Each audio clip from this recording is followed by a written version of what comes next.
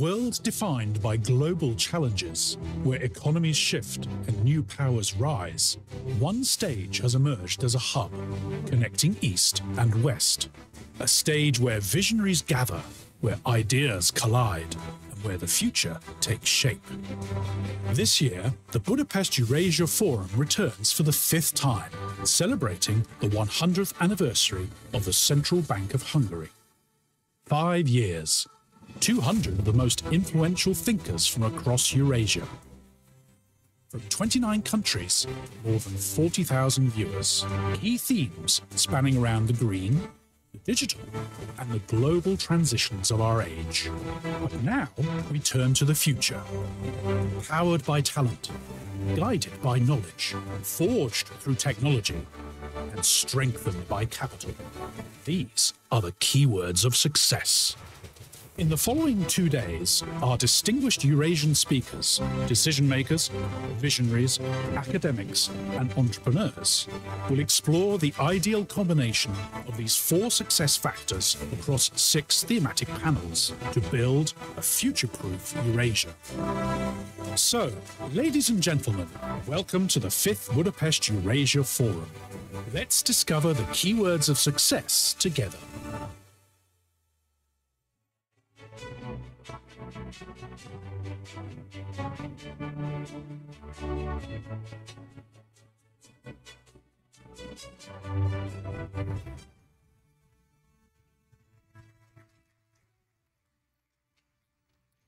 Prime Minister Viktor Orbán, Governor György Matolcsy, Your Excellencies, distinguished speakers, ladies and gentlemen, dear guests. It is my utmost pleasure to welcome you all at the Budapest Eurasia Forum 2024. My name is Melitta Gyüdi, and I am honored to be your host today and tomorrow at this important event. We are especially privileged to gather during the 100th anniversary of the Magyar Nemzeti Bank, the Central Bank of Hungary, a milestone that reflects a century of progress and resilience. The Budapest Eurasia Forum is one of the flagship events of the Central Bank of Hungary, and it resonates with the MNB's efforts for a strengthened cooperation between Europe and Asia that is based on friendship, solidarity, and mutual trust. Supporting this approach, there are more and more speakers and institutions joining us year by year. This year, we have more than 50 speakers from 15 countries, and we would like to express our gratitude for our 21 partners for the continuous support and help. Located in the heart of Europe, Hungary and its capital, Budapest, are well positioned to serve as an intellectual hub for experts from various countries and promote cooperation between Europe and Asia.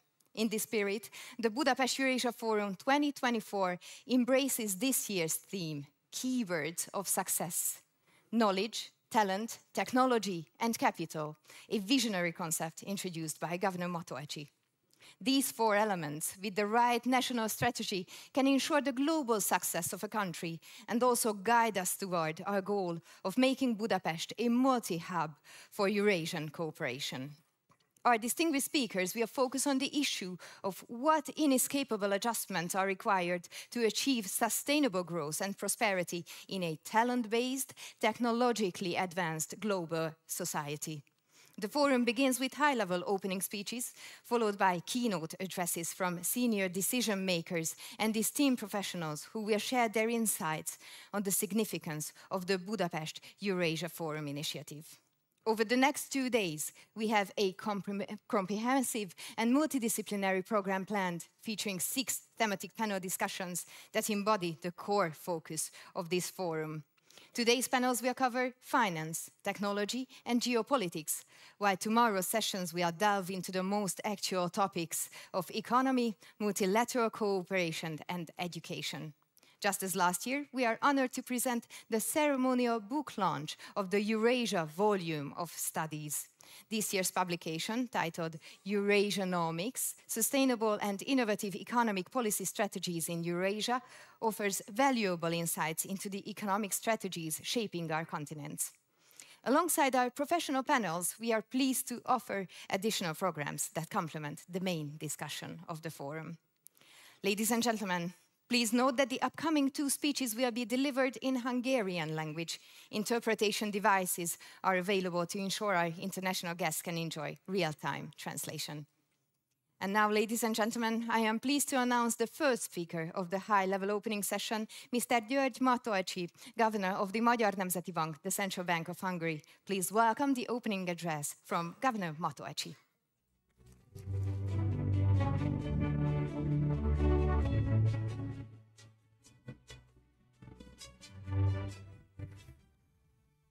Dear Prime Minister, Excellencies, ladies and gentlemen, dear friends and colleagues, as it was told us, ha megengedik, magyarul folytatnám bevezető gondolataimat. Nagyon nagy tisztelettel köszöntök minden vendéget, kiemelten miniszterelnök urat, a Magyar Nemzeti Bank vezetőit, alelnökeit, főigazgatóit, a Magyar Bankrendszer vezetőit, nagykövet urakat, hölgyeket. Nagy megtiszteltetés számunkra, hogy itt vannak. 5. alkalommal, és engedjék meg, hogy azt mondjam, hogy az idő kereszteződésében élünk, és tartjuk ma ezt a konferenciát. 100 éves a Magyar Nemzeti Bank. Az első 100 év után újból fiatalon, dinamikusan, és következő 100 évre nézünk előre ezzel a konferenciával is. A 100 éves ünnepségünk egyik legszebb konferenciája, ez a mai, amelyet nagy örömömre a miniszterelnök úr megtisztel jelenlétével és beszédével. Az elmúlt 100 év legerősebb sárkányéve, mondják a kínaiak, elhisszük nekik, erős év. Én azt gondolom, hogy azért is fontos ez a pillanat, mert Magyarország adja az Európai Unió elnökségét. Tehát különleges pillanatban vagyunk együtt. Engedjék meg, hogy néhány előzetes gondolattal alapozzak meg a következő napok megbeszéléseit és eszmecserét. Én azt gondolom, hogy egy új yin-yang képlet jellemzi a 21. századot. Egy kettősség a yin-yanghoz méltóan, korlátlan erőforrások világa felé hajózunk, de ugyanakkor ismeretlen vagy ismerős, de felnagyult, megerősödött kockázatokkal nézünk szembe. Ez a kettősség jellemzi a 21. századot, és a címben szerepel, hogy a következő 25 év nyomán elérünk egy olyan világba, amikor igen, minden lehetőség bővebb, szélesebb, de minden kockázat erősebb. Így van az információ, az energia, a pénzügyek, a tudás és a tehetség terén a lehetőségek felé nyitva, és így van a klímaváltozás, az új háborúk, a társadalmi feszültségek, a mesterséges intelligencia kormányzása és új határok kiemelkedése felől.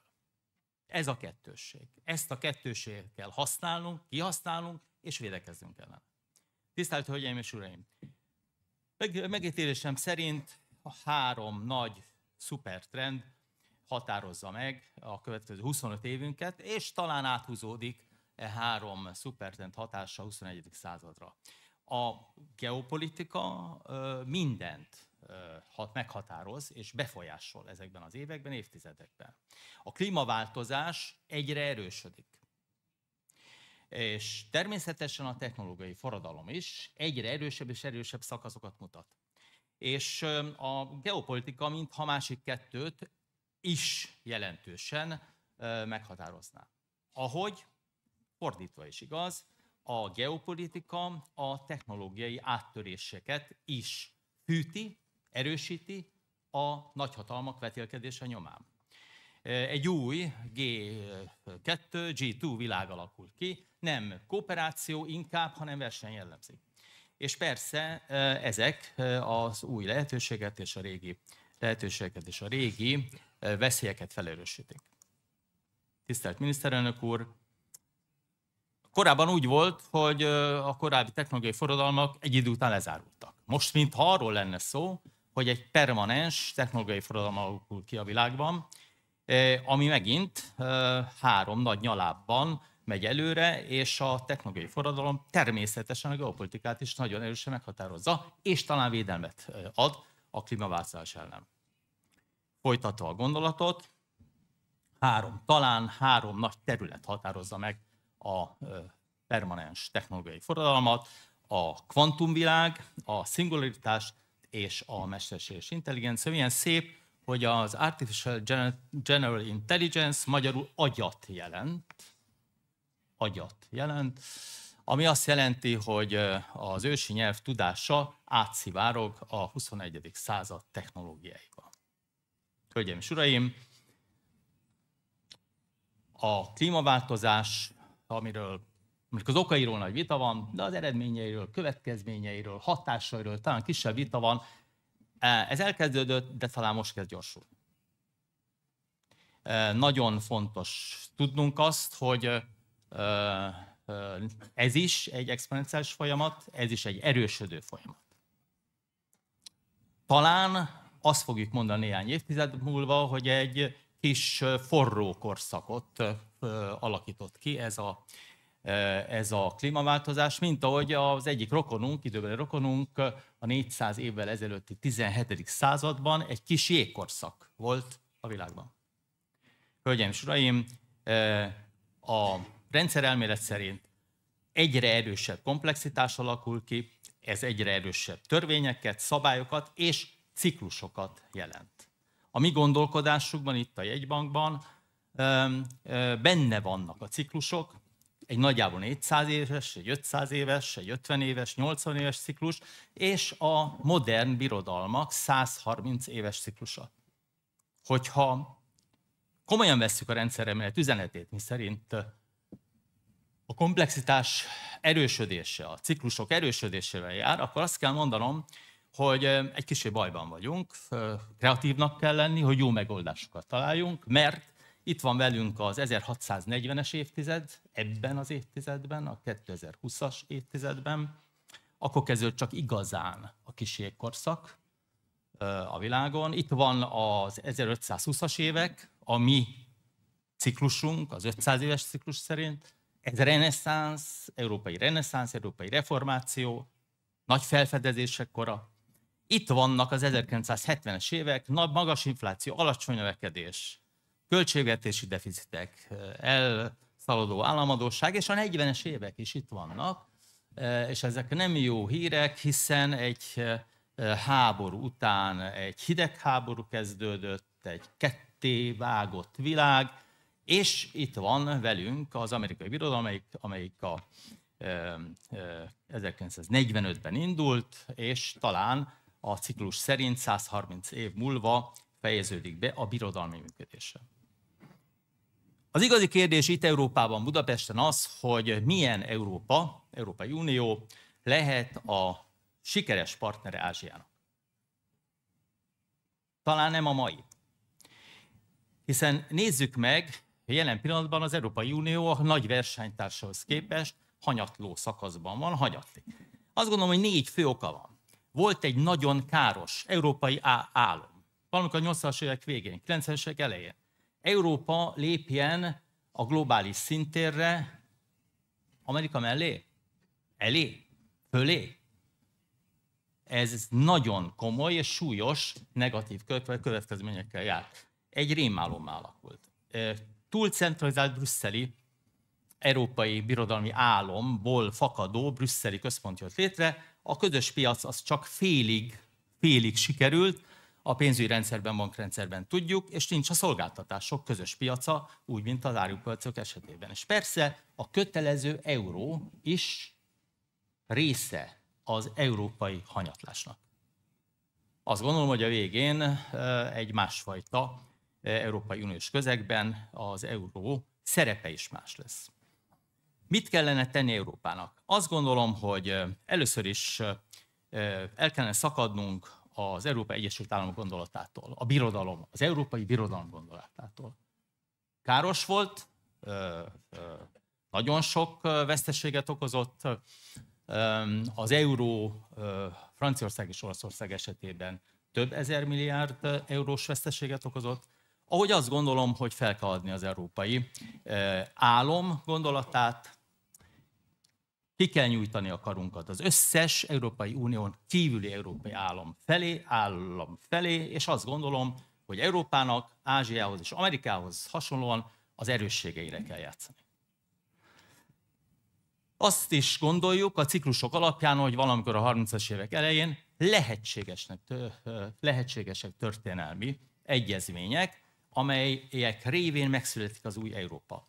Talán a tagállamok közötti viszony megváltozhat, egy Európai Unión belüli szerződés elvesz, visszaad jogköröket a tagállamoknak, és megerősödött tagállamok alkothatják már az új Európai Uniót. Ez talán egy Commonwealth típusú Európai Unió lesz, ahogy majd egy angol száz Commonwealth is kialakulóban van. Én azt gondolom személyesen, hogy eljön az idő, 8-9-10 év alatt, hogy Európa új egyezményt kössön egy másik európai országgal, Oroszországgal. És persze az Egyesült Államok is végleges béke kereteket teremthet a Közel-Keleten. A Közel-Kelet számunkra, európaiak számára nagyon fontos, közeli szomszéd régió. Tisztelt Hölgyeim és Uraim! Egy új európai paradigma felé haladunk, csak ez lehet sikeres, változtatni kell a jövőképen, el kell hagyni a globális hatalom jövőképét, és egy a világban első helyen, a legjobb helyen szereplő életminőséget, fenntartható életminőséget kell kínálni. Azt gondolom, a stratégián is változtatni kell, Európai Egyesült Államok helyett egy sokkal lazább, az európai közös piacra hasonlító, Commonwealth típusú szerveződés szükséges, vertikális hatalmi szerveződés helyett horizontális networkökre épülő szerveződés, és azt gondolom, hogy központi irányítási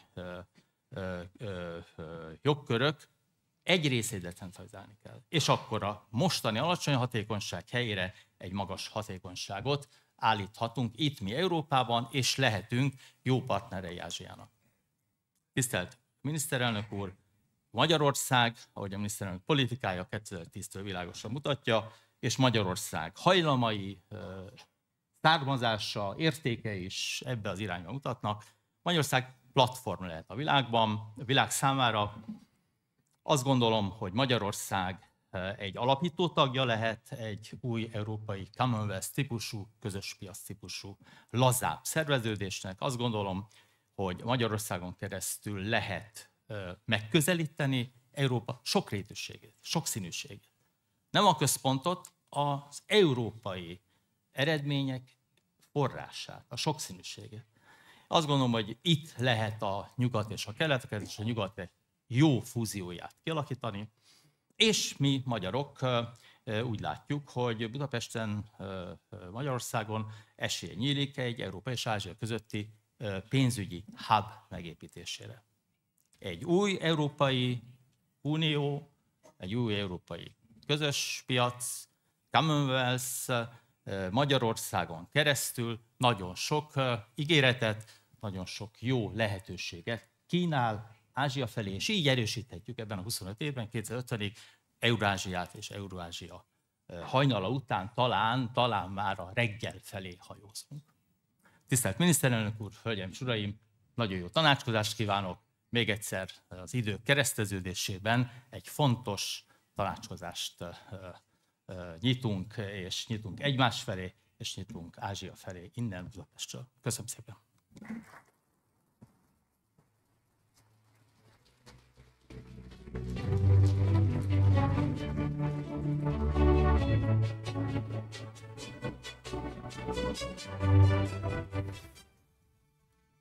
Thank you, Governor Matoachi. Your inspiring speech is always a great start for the annual forum. Now, ladies and gentlemen, it is my utmost pleasure to invite Mr. Viktor Orbán, Prime Minister of Hungary, on stage. Prime Minister Orbán, welcome.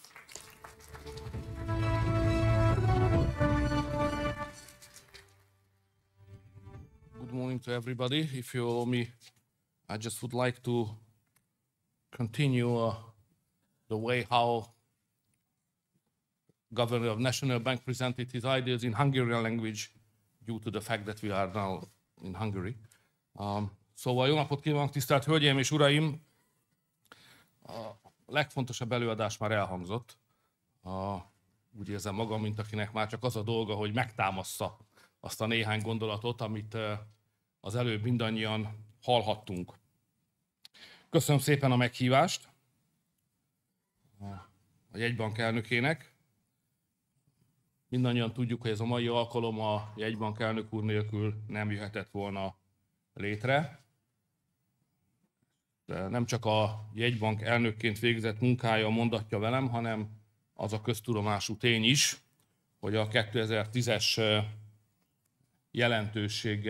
nagy jelentőséggel bíró kormányváltás után, amikor nemzeti kormány alakult Magyarországon, ő rakta le a mai magyar modern gazdaságpolitika alapjait is, mint gazdasági miniszter.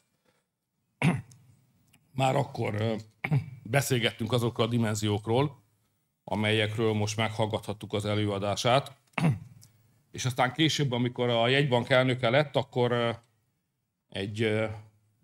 a fényes elszigeteltségben élő jegybanki stratégia helyett egy aktív jegybanki stratégiát valósított meg, és abban maradtunk akkor, hogy azt a segítséget tudja adni a kormánynak a jegybank, túl persze a stabil forinton, meg az alacsony infláción, ami azért mégis az elsődleges feladata a jegybanknak, de azt a segítséget tudja adni a jegybank a kormánynak, hogy felhasználja a nemzetközi kapcsolatait, és a magyar hagyományok szerint a jegybankban mindig is magas szinten lévő intellektuális kapacitást arra, hogy új megközelítéseket, új gondolatokat, a horizonton fodrozódó új jelenségeket kellő mélységű elemzésekkel a kormányzat rendelkezésére bocsátja, és segít a gazdaságstratégia kialakításában is. Hálás vagyok a jegybank elnök úrnak ezért a munkáért, és úgy gondolom, hogy a mai konferencia ennek méltó lenyomata. Miért? Miért kell egy 10 milliós országnak ilyen kérdésekkel foglalkozni? Hiszen van baja, enélkül is éppen elég.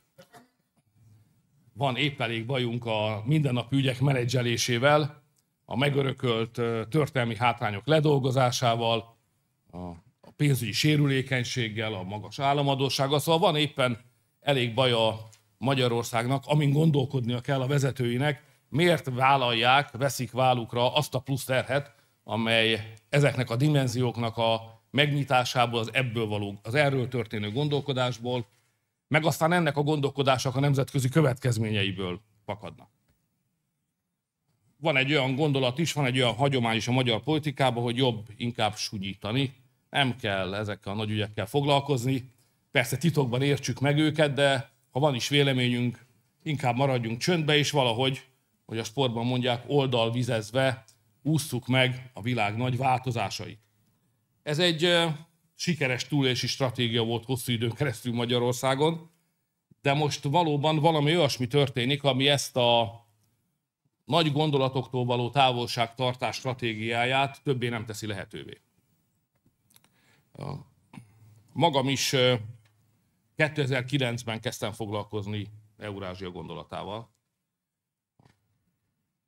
Talán szabad ilyen személyes élményekről is beszélni itt, ami abban a formában történt, hogy kitört a 2008-2009-es pénzügyi válság.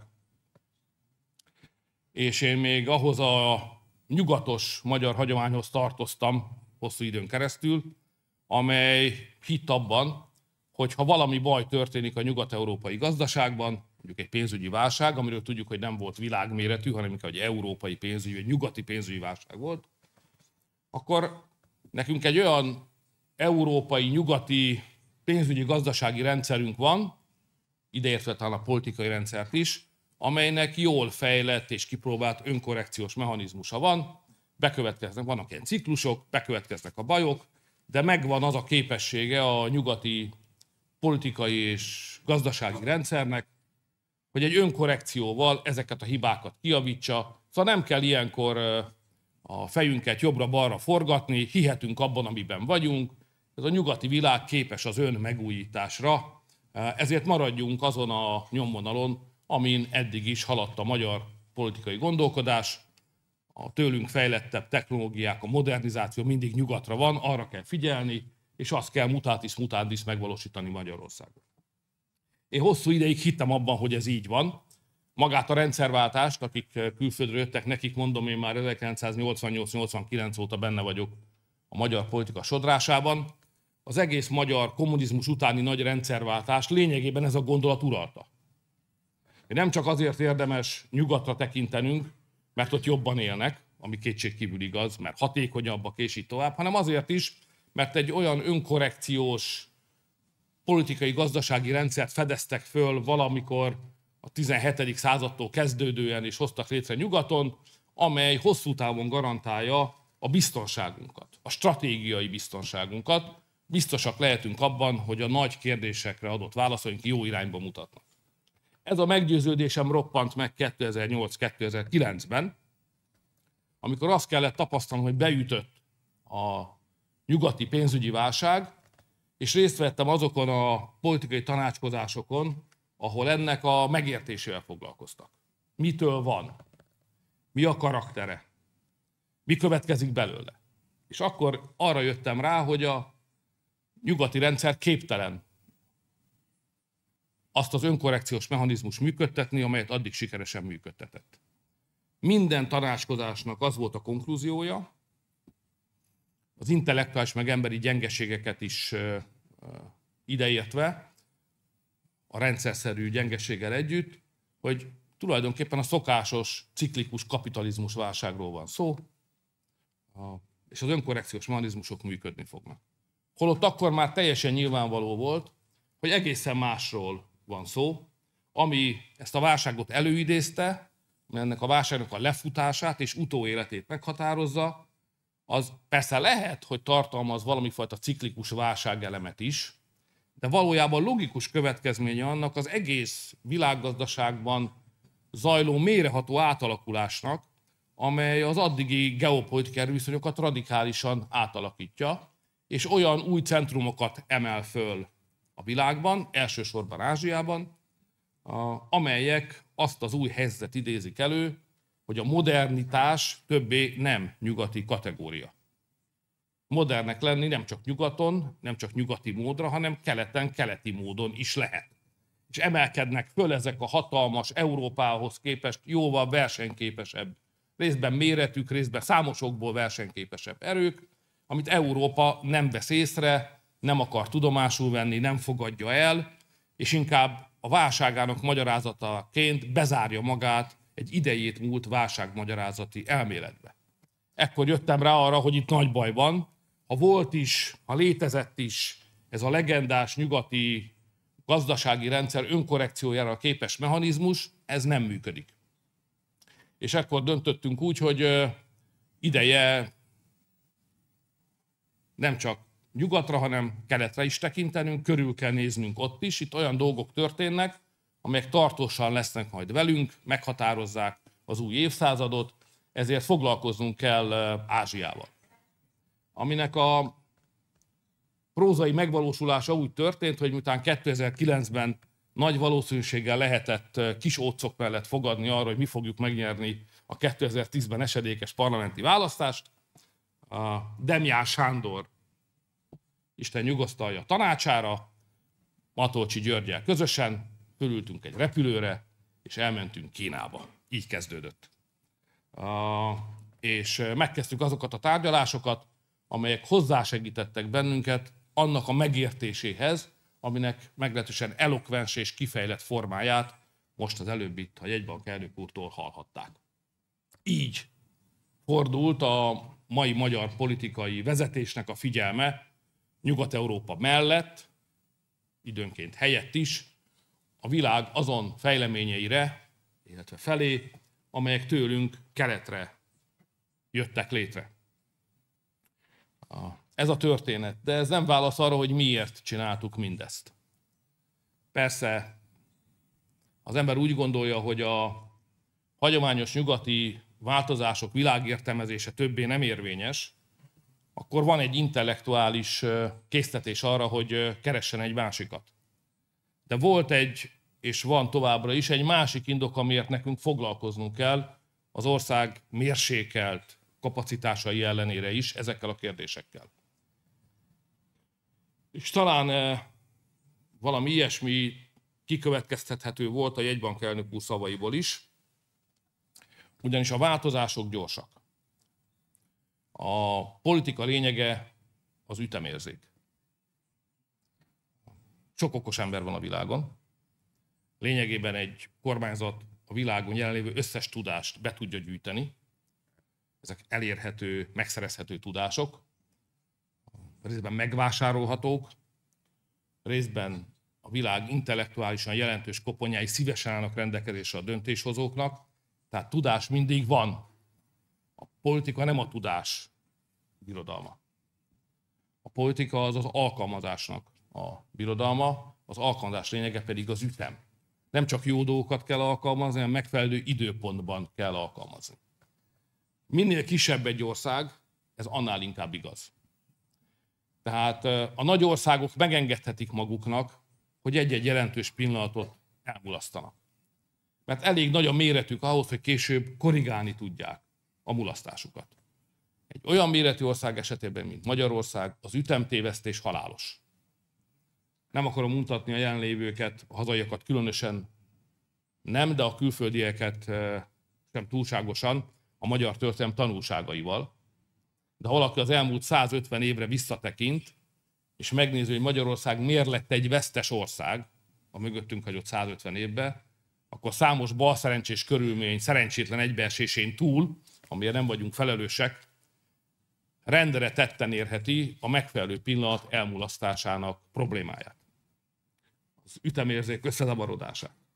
Hogy csak egyetlen ilyen példát mondjak, a II. Világháborúból való kiugrási kísérletünk rosszul megválasztott pillanata, ami behozhatatlan hátrányba hozott bennünket a rákövetkező 60-70 évre azon versenytársainkkal szemben, akiknek jobb volt az ütemérzéke, mint a miénk.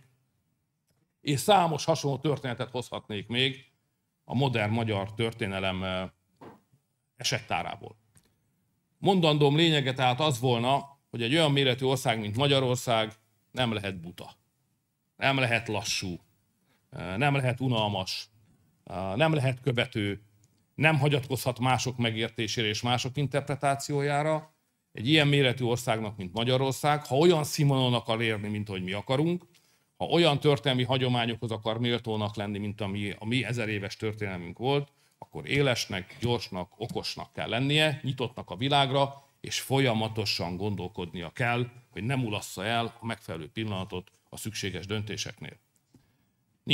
Hiába vagyunk az Európai Unió tagjai, az a luxus, ami a nagy európai országoknak rendelkezésére áll, hogy lehetnek lassabbak, lehetnek óvatosabbak, lehetnek megfontoltabbak, kevésbé élesek, mert a súly, a méret, a gazdasági jelentőség, a GDP nagysága, a katonák száma, a haditechnológia óriási ereje, ez mind lehetővé teszi a számunkra a lassabb, óvatosabb haladást és változtatást.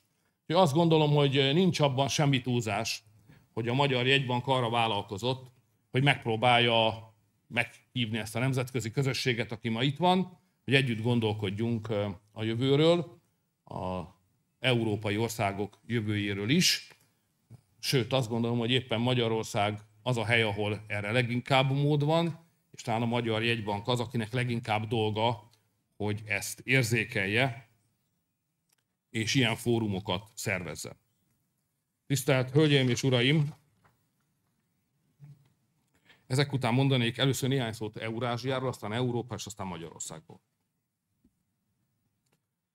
Egy bizonyos nézőpont szerint, nem belebonyolódva Jegybank elnök úr azon kedvenc intellektuális munkájába, ami szerint érvényes analógiákat keres a történelem bizonyos periódusaiban, amiből magyarázhatjuk azt, ami jelen korunkban történik. Ezt én most mind elkerülöm.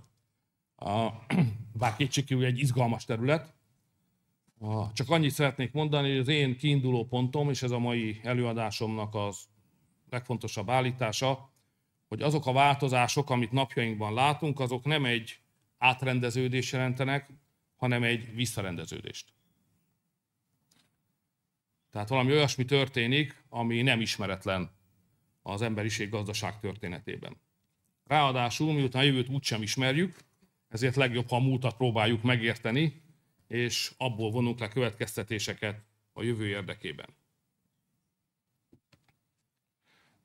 Az én munkahelyem, irodám falán 3 világtérkép van. Ugyanarról a világról. Az egyik egy olyan térkép, amit önök is ismernek. Ezt látták az iskolában Magyarországon, ami úgy van megszerkesztve, mikor kiteríti a földgolyót egy síklapra, hogy valahogy mindig Európa van a közepén. És úgy nézünk a világra. A másik térképem olyan, ahol az Egyesült Államok van a középpontban. Akkor ránézek, akkor pontosan látom, hogy amikor Washingtonban ránéznek a világra, akkor az hogyan néz ki. Óriási különbség. És a harmadik térképen pedig az, ahol Ázsia van a középpontban, ahonnan azt látom, hogy ha az ázsiak ránéznek a világra, akkor mit értenek a világon? Hogy helyezkedik az el? Mi mihez képest, hogy helyezkedik el? És azt gondolom, hogy önmagában az a tény, hogy valamiért az a gondolat megfogant a fejemben, hogy nem elég a hagyományos európai térkép, hanem kell még másik 2 is, az jól mutatja, hogy olyan változások történnek, amelyek globális megközelítés nélkül, olyan európai változások, amelyek globális megközelítés nélkül nem értelmezhetőek. Szóval, ha az ember ránéz arra a térképre a 3-ból, amelynek a középpontjában Ázsia van, és onnan jól látszik, hogy Európa valóban egy félsziget. Méghozzá egy kiterjedését tekintve nem túl jelentős méretű félsziget, akkor rögtön látja, hogy Európa és Ázsia valójában egy szerves egységet alkot. Ez Európából, ennek a félszigetnek a csücskéről nézve nem evidens. De amint fókuszt váltunk, és Ázsia felől nézünk a világra, egy más kép rajzolódik ki, egy teljesen fizikai korlátoktól mentes, szerves, földrajzi egység rajzolódik ki a szemünk előtt, mert valójában Európa és Ázsia között nincsenek természeti, földrajzi határok. Ez egy egység. Lehet politikai vitákat nyitni arról, hogy ebből mi következik, de a földrajz tényeit nem érdemes megkérdőjelezni. Ez a természetes földrajzi egység értelemszerűen a gazdaságtörténet tanulsága alapján egy természetes gazdasági egységet is mutatott. Jól egészítette ki egymást. Ebben a térségben az emberi civilizáció, kultúra és gazdaság legvirágzóbb térségei éltek egymás mellett. Ha innen nézzük, erről a térképről nézzük a mögöttünk hagyott évszázadok történetét, akkor azt a kérdést kell föltenni, hogy ha ez így volt, és ez tűnik földrajzilag természetesnek, akkor ez a szerves egység miért nem működött az elmúlt évszázadokban? És úgy látom, hogy 3 tényező hátráltatta, hogy Eurázsia egy természetes gazdasági egységként létezni tudjon. Az első, tanultuk az iskolába, a világkereskedelemnek a középpontja, vagy súlypontja a tengerekre helyeződött át. Ez egy teljesen más orientációt idézett elő ezek az eurázsiai térségnek a különböző pontjain.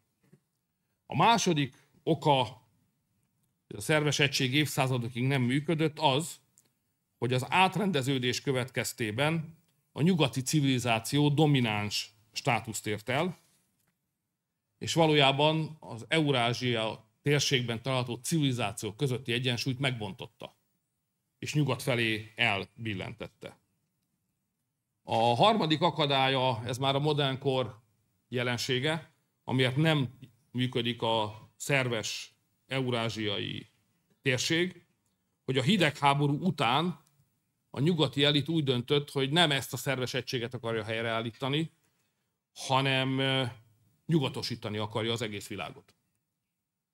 Tehát a kommunizmus összeomlása után, a Szovjetunió összeomlása utáni gondolata a nyugati elitnek az volt, hogy a világot nyugatosítani kell, saját képére kell formálni. Ez persze az amerikai excepcionalizmusnak a gondolata, az európai felvilágosodás óta meglévő európai gőg és nagyképűség, civilizációs, valós vagy vélt civilizációs fölénytudat, ezek mind hozzájárultak, és ennek eredményeképpen 1990 után nem Eurázsia restaurációja volt a feladat, nem ez volt a Global Agenda, nem ez volt a globális menetrend, hanem a világ nyugatosítása azon elvek mentén, amelyre egyébként az addig sikeres nyugati világ épült.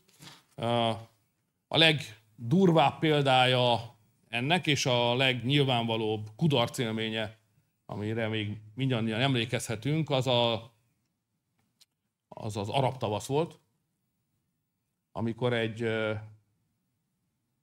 hirtelen megroppant, stratégiailag megroppanó, jelentős földrajzi térségben, ahol cselekvési tér nyílott külső erők számára, a nyugat azt a gondolatot találta ki, hogy milyen remek lenne, hogyha ez az arab-iszlám világ, mondjuk a kereszténységből kisarjadt, hatalmi ágak elválasztása, emberi jogok nyugati értelmezése szerint rendezni újra a saját életét, aminek a kudarca olyan nyilvánvalóvá vált, hogy végül az ebből fakadó óriási bajokat csak úgy lehetett elhárítani, hogy segítettünk helyreállítani azokat a nagyon erős végrehajtó hatalmi rendszereket ott, amelyek aztán stabilizálni voltak képesek a térséget. Mindenki ismeri ezt a történetet.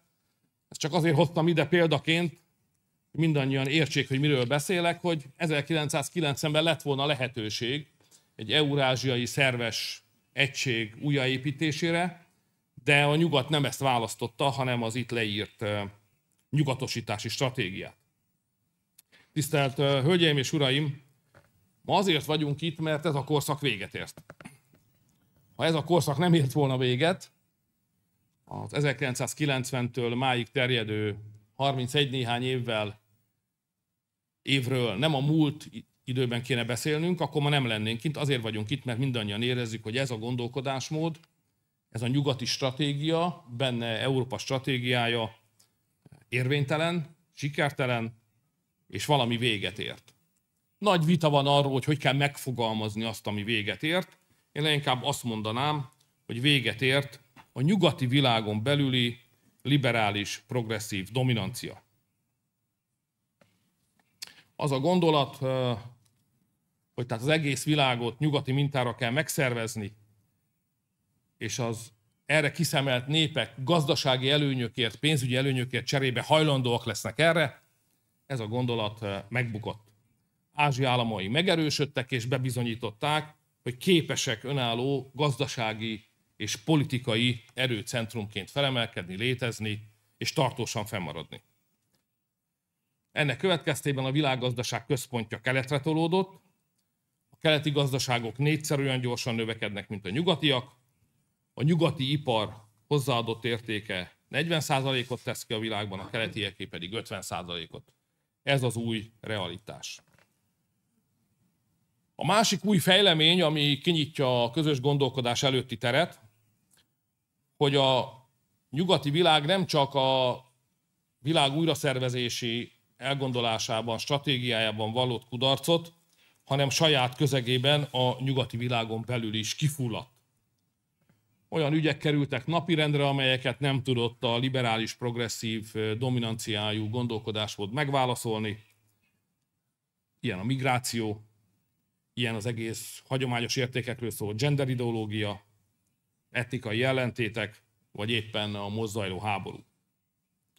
Úgyhogy saját maga kormányzására is egyre inkább képtelennek bizonyul a liberális, progresszív dominanciára épülő európai politikai rendszer.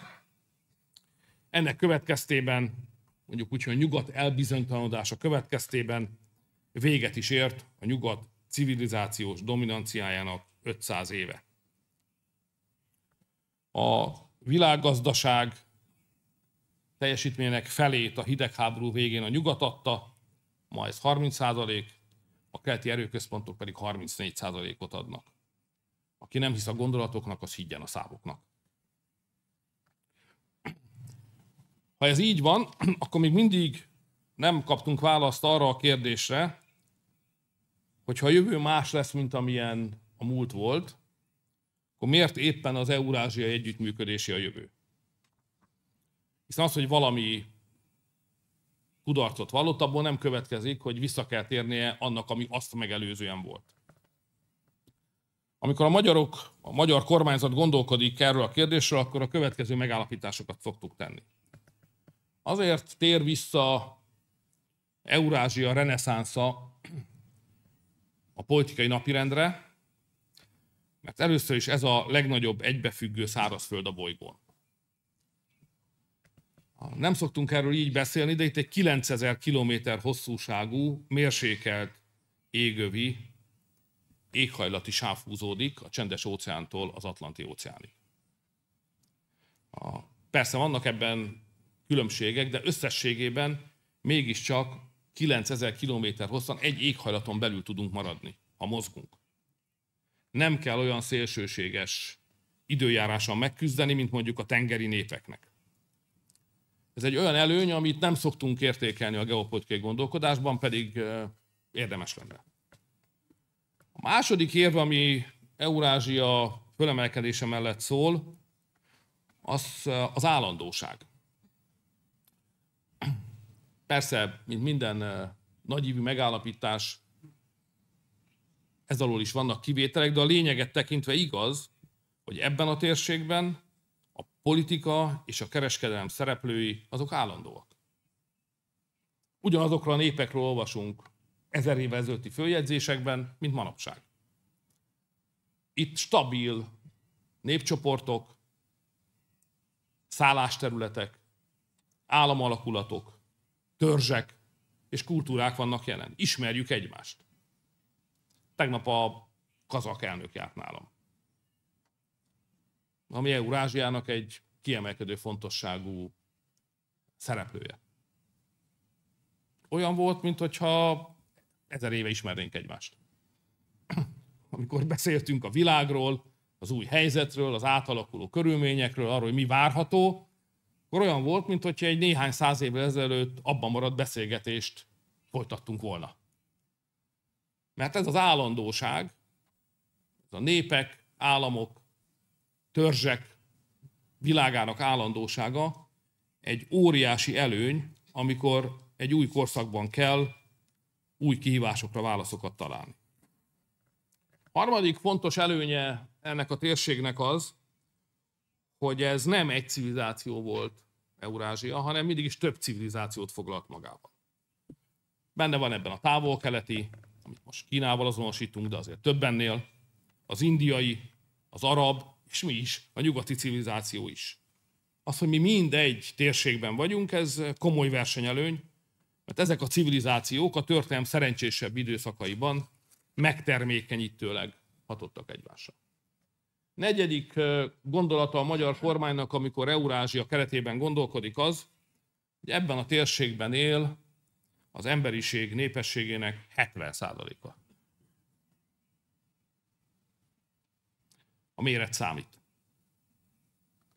A piacon is, a kereskedelemben is, a gazdaságban is. Óriási előny, hogy egyetlen térség foglalja magában a teljes emberiség 70%-át. Ha úgy számolok, mint Eurázsia, akkor ráadásul ennek a térségnek a részesedése a világgazdaságból, tehát nem keletet-nyugatot számolok, hanem Eurázsiát nézek, akkor ennek a térségnek a részesedése a világgazdaságból 70%. Itt található a világ vezető tudományos klasztereinek 3/4. Itt található a világ 20 legnagyobb pénzügyi központjából 15. És, ha igaza van a jegybankelnök úrnak, és miért ne lenne, és itt új technológiai korszak előtt is állunk, ennek a technológiának a szempontjából kritikus ásványkincsek birtoklásában és feldolgozásában is ez a térség jár az élen. Mindezek a körülmények együtt késztetik a magyar kormányt arra, hogy elfogadjon egy meghívást egy ilyen konferenciára, hogy együttműködjön a jegybank azon tudományos központjával, ami az eurázsiai kontextusba próbálja értelmezni a magyarok jövőjét, és ezért örülök, hogy itt lehetek. Itt beszélhetek önök előtt. Nem mehetek el annélkül, hogy nem mondjak néhány szót Európáról. Részben, mert ezt ismerjük legjobban, a részben ezt tartjuk az egyik legizgalmasabb kérdésnek. Európa a izgalmak kontinense. Ennek összes kívánatos és balszerencsés következményével együtt. Ha igaz is, hogy a következő időszak, évszázad az Eurázsia évszázada lesz, akkor szemet kell, hogy szúrjon nekünk az, hogy Európa mégsem képes megtalálni a maga helyét ebben a gondolati kontextusban. Tehát ha ma önök meghallgatnak európai vezetőket, Európa jövőjéről, akkor látható, hogy Európa nem tudja magát belehelyezni az eurázsiai kontextusba. Lehet, hogy majd bele tudja, de ma azokban a politikai vitákban, ahol én részt veszek, ez sikertelen. Egy része a nyugati vezetőknek nem látja be Eurázsia jelentőségét, a másik része belátja, de nem tetszik neki. És ezért Európa ebben a pillanatban a szerintem nyilvánvaló tények ellenére, amiket önöknek is itt fölidéztem, nem tudja, nem akarja magát elhelyezni ebben a kontextusban. Valószínűleg emögött pszichológiai tényezők is vannak. A történet mégiscsak emberek csinálják, még ha a Jóisten által megszabott kereteken belül is, de mégiscsak mi csináljuk. És nehéz lemondani a nyugati vezetőknek arról a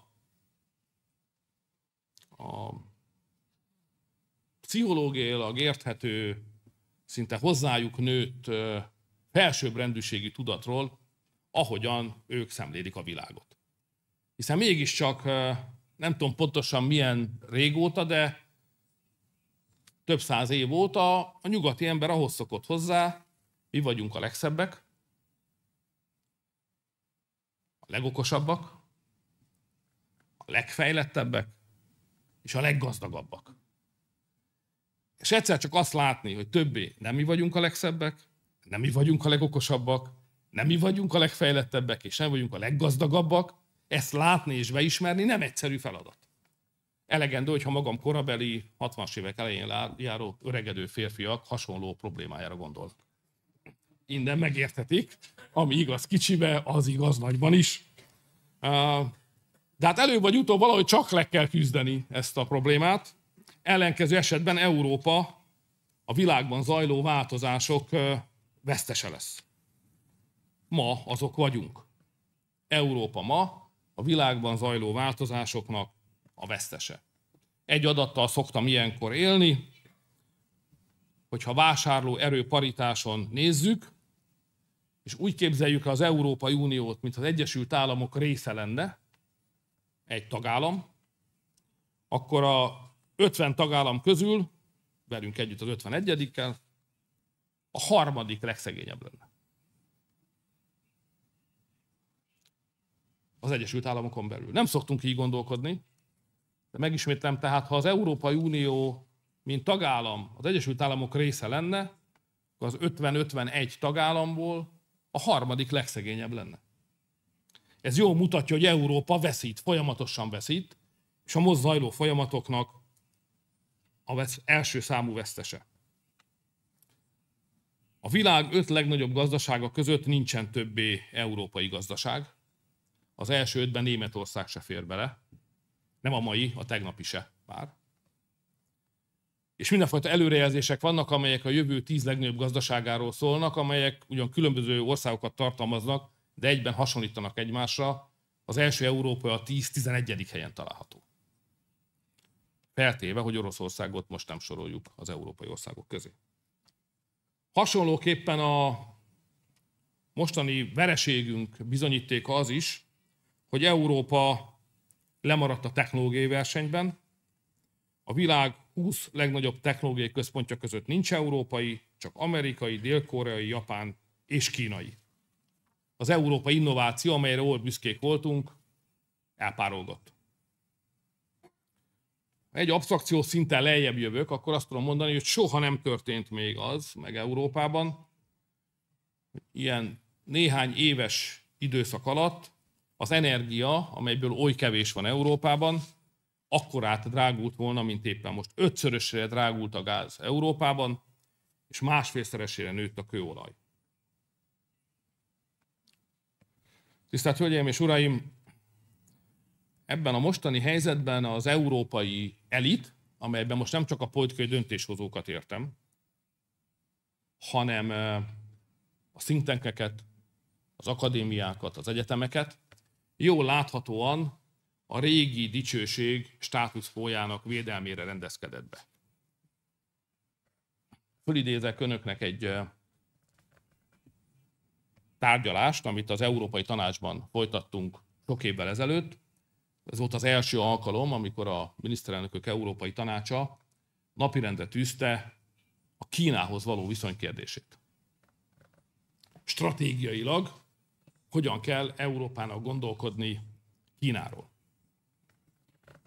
Ilyen bonyolult, ilyen európai, intellektuálisan bonyolult, 3-as kategóriát rendszert állítottunk föl, hogy partner, versenytárs, és a végén mondta Angela Merkel, a legfontosabb, systemic rival. Systemic rival. Tehát valami rendszer szintű versenytárs. És akkor a méretünkhöz igazodóan szerény intenzitással jelentkeztem, hogy meg lehetne tudni azt, hogy bennünket, magyarokat kinevezett be ebbe a versenybe. Mert én nem tudok róla, hogy Magyarországnak systemic rival lenne Kína, és egyáltalán nem gondolunk arra, hogy a világot úgy kell elképzelni, hogy versenyt akarunk, rendszer szintű versenyt akarunk futni egy tőlünk teljesen különböző civilizációval. Tudunk beszélni az együttműködésről, az érdekegybeesésről, a konfliktusokról, mindről tudunk. Hogy jön ide az, hogy mi úgy döntünk, hogy egy fölemelkedőben lévő civilizációt a mi rendszer szintű versenytársunknak vagy kihívásunknak minősítünk. És ha néhányan így is gondolják, és akkor még Amerika nem is ült az asztalnál, ha néhányan így is gondolják, nekünk magyaroknak miért kéne ebben a versenyben részt venni, hiszen mi nem neveztünk be ebbe a versenybe. Tehát jól mutatja, tisztelt Hölgyeim és Uraim, hogy a gondolkodásmód az európai elitben, az ázsiai erőközpontok felemelkedését látva még mindig a régi vágányon mozog. Mindeközben az európai gazdaság nem tud növekedni, az idejében az 1%-ot se fogja elérni az európai gazdaságok növekedése, az USA 3%-kal nő, a keleti gazdaságok 5-7%-kal, és ha jól olvasom az előrejelzéseket, ez 25-ben is így marad. És meggyőződésem, hogyha Európa ebből a status quo védő logikából, amely egy kereskedelmi, gazdasági és politikai blokkosodáshoz fog vezetni, nem tud kitörni, és a blokkosodás helyett nem tud átállni a konnektivitás gondolkodási sémájára, gondolati pályájára, akkor az a folyamat, hogy Európa a ma zajló változások vesztese, hosszabb távon is fönnmarad. Meggyőződésem, hogy Európának ki kell törnie ebből a gondolati buborékból, meg kell találnia a helyét Ázsiához való viszonyában, meg kell értenie, hogy a mi félszigetünk, amit Európának hívunk, az eurázsiai térség része, és az ebből a tényből fakadó összes előnyt ki kell használni. Ha ezeket nem használjuk ki, akkor nem tudunk versenyképesek lenni a világ más erőközpontjaival. Vagyis röviden kellene egy jó európai stratégia. Itt azonban a mi kompetenciánk véget ér. Magyarországnak csak ahhoz van ereje, politikai ereje, hogy a saját maga számára kigondolt stratégiát hajtsa végre. Mi részt tudunk venni egy európai diskurzusban, amely arról szól, hogy Európának milyen stratégiára volna szüksége, de ez a nagypályás játékosoknak a terepe, amikor a döntést is meg kell hozni, és nem csak közre kell működni intellektuálisan az erről szóló vitában. És azt kell mondanom, hogy ebben a pillanatban ma nem látom azt az intellektuális erőt Európában, az európai elitben, amely a saját maga által fölépített buborékból ki tudna törni, és rövid időn belül meg tudná határozni a viszonyát az eurázsiai valósághoz. Ezek után, tisztelt Hölgyeim és Uraim, és ezen a ponton kell néhány szót szólni Magyarországról, mert ebben a helyzetben vagyunk, amit leírtam, akkor azt a kérdést kell föltenni, és mit csináljunk akkor mi? Hát semmiképpen ne várakozzunk, mert, mint mondtam, a megfelelő döntésekhez szükséges időpontok, időablakok be fognak elmúlnak, illetve bezárulnak.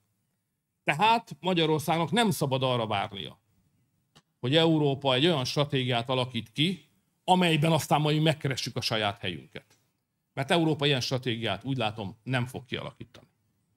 Az egyetlen halvány kezdeményezés az a francia elnökhöz kapcsolódik, aki az Európai Politikai Közösség nevű formációt hozta létre az elmúlt időszakban, és ami nagyon sok hasonlóságot mutat azzal, amit a jegybank elnök úr prezentációban láthattunk, és azt hiszem European Commonwealth kifejezéssel írt le. De ez egy kezdetleges, kidolgozatlan, és az európai országok nagy többségének támogatását egyelőre nem élvező gondolat, amíg ebből stratégia lesz, addigra biztos, hogy nem a soron következő, hanem az azután következő miniszterelnököt kell majd önöknek meghallgatni. Tehát semmiképpen nem holnap. Mit kell tennie Magyarországnak? Nem várhatunk, saját stratégiát kell kialakítanunk.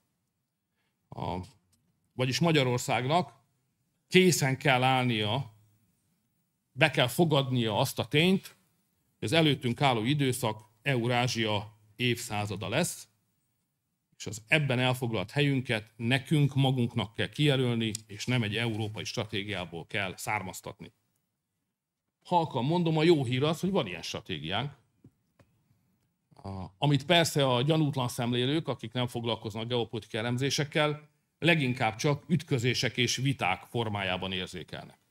De az összes vitánk, ami ma Brüsszellel fönnáll, az mind abból a tényből fakad, hogy Magyarországnak van egy önálló stratégiája, amely a realitásokból, az új realitásokból indul ki, tudomásul veszi azokat az adottságokat, amikről beszéltem, és ebben keresi, ebben jelöli ki, ebben találja meg Magyarország helyét, függetlenül, hogy egyébként mi a brüsszeli doktrina. Tehát Magyarország nem konfliktus mezőben, vagy aknamezőn sétál, ha az európai kapcsolatairól van szó, hanem végrehajt egy nagyon tudatos nemzetpolitikai és nemzetgazdasági stratégiát, aminek meghatározó eleme, nem kizárólagos, de meghatározó eleme az a tény, hogy Magyarország Eurázsiában van.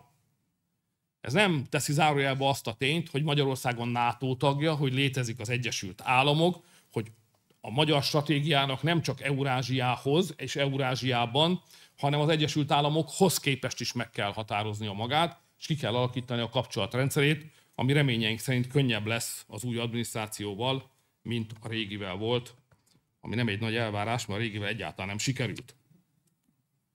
Szóval tisztelt Hölgyeim és Uraim, a magyar stratégia abból a felismerésből indul ki, hogy Magyarország kedvező helyet foglal el Eurázsiában.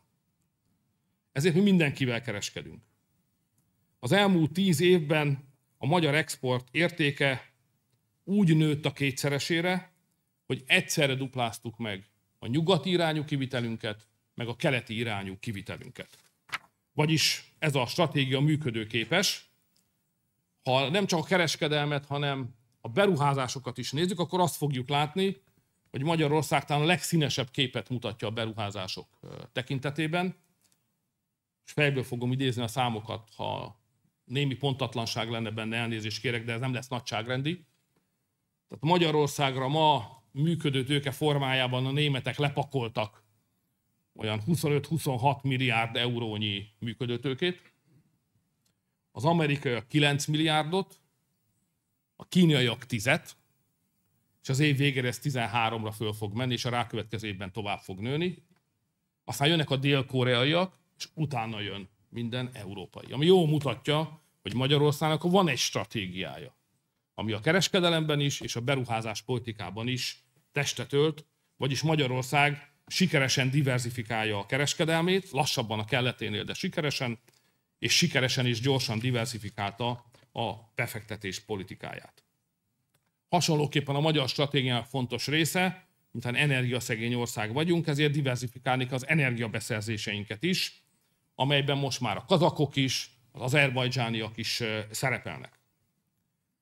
És természetesen Magyarországnak részt kell vennie minden fontos eurázsiai nemzetközi fórumon, ott is vagyunk mindenhol, és ott is leszünk a jövőben is.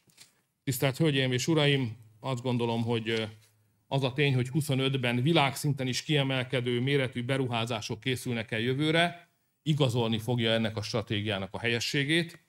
Jövőre elkészül talán egész Európa legnagyobb vasúti fejlesztése, a Budapest-Belgrád vasútvonal, kínai finanszírozással és részben kínai kivitelezéssel. Új autógyárak fordulnak termőre, új gyárat nyit a BMW, a kínai Kettle, ami az akkumulátorgyárnak, a gyártásnak kiemelt szereplője, a kínai Semcorp, az Audi idén már megnövelte a kapacitását, és Szegeden a BYD is jövőre termelni kezd. Ez jól mutatja, hogy nekünk nem csak van egy stratégiánk fejben és papíron, hanem ennek a stratégiának a végrehajtásában is jó ütemben haladunk előre. Ha ezt hozzáveszem, hogy a következő évben a most benyújtott költségvetési törvény szövege szerint elindul 300 kormányzat által támogatott komoly beruházás, az jól mutatja, hogy a reményünk, amely ennek a stratégiának a sikerességéhez fűződik, nem megalapozatlan. Zárásképpen. Miért éppen Magyarországon tudunk ilyen nyíltan beszélni, ideértve még a miniszterelnököt is, az Eurázsia és Európa összefüggő kérdéseiről? Kevés országot találnának ma Európában, ahol egy ilyen konferencia létrejönne, és olyat, ahol a miniszterelnök pedig Eurázsiáról ebben a kontextusban beszélne, nagy valószínűség egyáltalán nem találnának. Mi ennek az oka? Tulajdonképpen, ha jól belegondolunk, és a magyarok szeretnek jól belegondolni, akkor mi vagyunk az élő eurázsiai gondolat. Ennek a szónak mi vagyunk a megtestesülése, a reinkarnációja. Hiszen mi egy Ázsiából érkezett nép vagyunk. Tegnap azzal köszöntöttem a kazak elnököt, hogy a Magna Hungária, folyók összefolyás, az valójában majd kazak terület, ami az Urálnak a keleti oldalán található. Hát onnan érkeztünk, és közben ízig-vérig nyugati európai néppé váltunk. Mi vagyunk az élő Eurázsia gondolat. Ezért nekem meggyőződésem, hogy a dolgok szerencsésen alakulnak Magyarország szempontjából, hiszen ha egy olyan korszak előtt állunk, aminek mi magunk szinte kifejező és megfogalmazói vagyunk, akkor gondolhatjuk azt, hogy végre egy olyan szerencsés időszak előtt áll a világgazdaság és az európai gazdaság, amely Magyarország számára is a fejlődés történelmi lehetőségét adja meg. Hogy így lesz-e, az azon is múlik, hogy a maihoz hasonló konferenciák folytatódnak-e, megismétlődnek-e, termelnek-e új gondolatokat és javaslatokat a mindenkori európai kormányok, elsősorban a magyar kormány számára. Én a mai konferenciáért hálás vagyok önöknek, a tanácskozásukhoz pedig sok sikert kívánok. Köszönöm, hogy meghallgattak.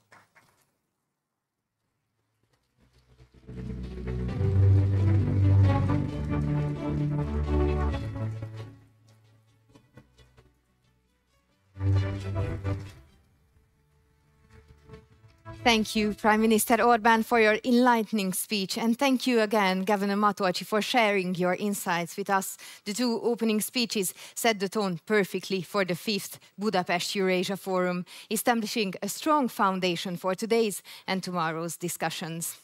Now a short coffee break is coming up, but after it, we come back with the high-level keynote speeches. Please enjoy the break and see you back in the conference room in 15 minutes. Thank you.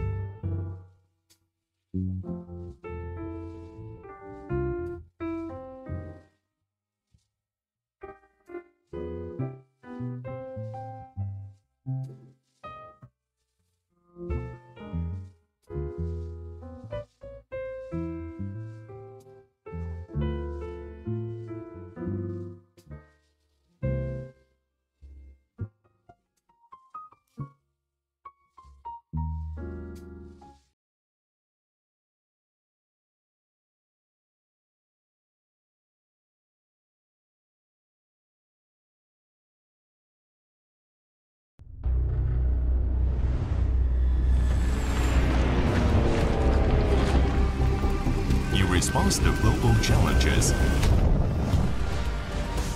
and recognizing our shared destiny, we must promote peace, development, and cooperation. Addressing common challenges and fulfilling our shared responsibilities, join us at the Pu'ao Forum for Asia Annual Conference 2024.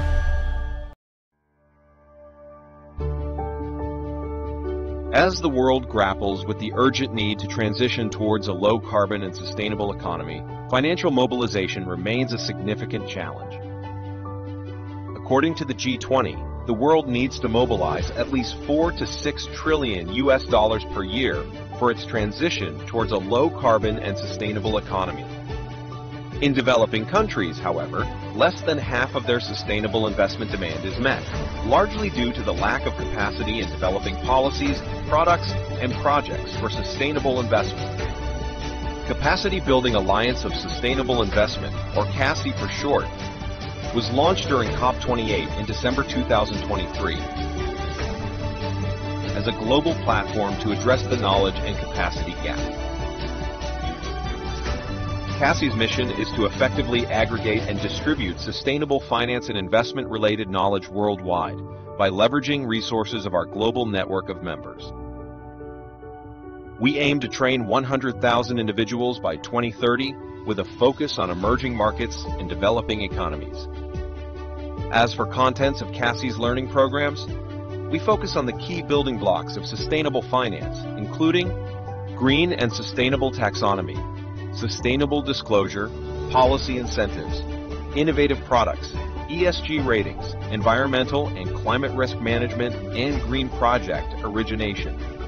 CASI offers a range of learning programs, including in-person events, monthly seminars, learning programs which will issue certificates, as well as tailor-made capacity building services.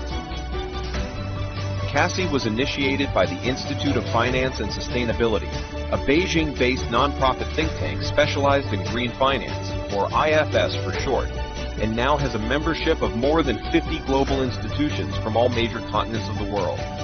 Our members represent financial institutions, MDBs, NGOs, associations, universities, and service providers. Our membership is still growing. The precursor to CASI was Global Green Finance Leadership Program, or GFLP, initiated in 2018, which was run by IFS. Over the past more than 5 years, the GFLP has organized and supported over 30 capacity building events, attracting more than 4,500 participants from more than 70 jurisdictions. Joining hands with member and partners, CASI hosts monthly seminars or webinars to dynamically respond to the evolving landscape and needs of sustainable finance, to facilitate knowledge sharing and experience exchanges with emerging markets and developing economies.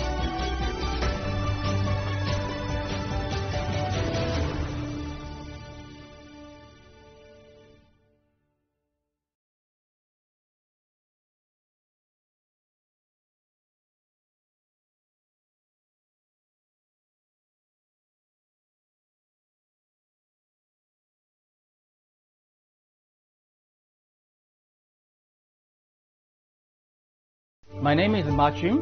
I'm the president of Institute of Finance and Sustainability and former co-chair of G20 Sustainable Finance Working Group. I'm Mark Franklin, president and CEO of CFA Institute. I'm Hannah Tao from Silk Road Fund. I'm Danny Alexander, Vice President for Policy and Strategy at the AIIB. I'm Kenneth Hui, Deputy Director of the Hong Kong Monetary Authority Infrastructure Financing Facilitation Office. My name is Marisa Drew, and I'm the Chief Sustainability Officer for Standard Chartered Bank. I'm Jenny McInnes from HSBC. It's my great honor to be elected as Chairman of CASI by its steering committee. I firmly believe that with CASI's strong international network of resources, we can play a key role in enhancing sustainable finance capacity on a global scale, especially for emerging markets and developing economies. With CASI, we are offering the opportunity to those emerging markets to gain insight from global experts, stay ahead of the trends, and master sustainable financing. We very much support the capacity building programs organized by CASI. We need to work together to create more bankable green projects. Capacity building is close to our heart, and we're happy to join hands with members across the globe. We believe CASI is very important because in the markets that we operate in, oftentimes they are early on their journey in sustainability, and the more that we can do to help educate, all the better for all of us in the sustainability ecosystem. We know there is a big financing gap, especially in emerging markets and developing countries. We're therefore delighted to be supporting the CASI initiative. Here we finance innovative, inclusive and sustainable projects. The policy and institutional work that CASI do is vital to creating a positive environment for those projects. Welcome to CASI. Welcome to CASI. Welcome to CASI. Welcome to CASI. Welcome to CASI. Welcome to CASI. Welcome to CASI.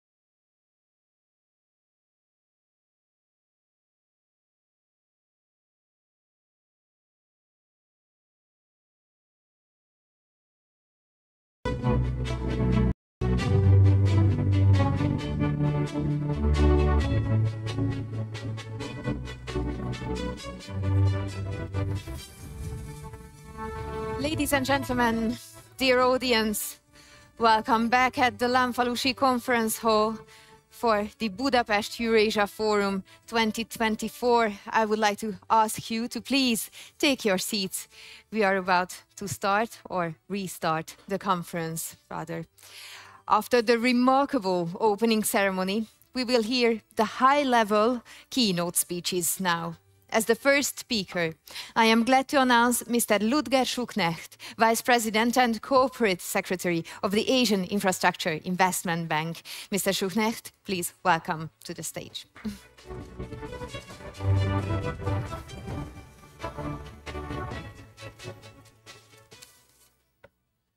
Honorable Governor, Mr. György Matolszki, distinguished guests, colleagues, ladies and gentlemen. The recent Nobel Prize in Economic Science reminds us that the institutions we build shape the prosperity we achieve. Acemoglu, Johnson and Robinson's work demonstrate that inclusive institutions, those that benefit our populations, are crucial for sustainable economic growth.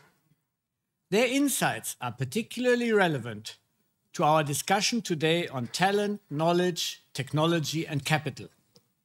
It is talent, knowledge and technology, together with savings turned into capital, that makes people productive and countries prosperous.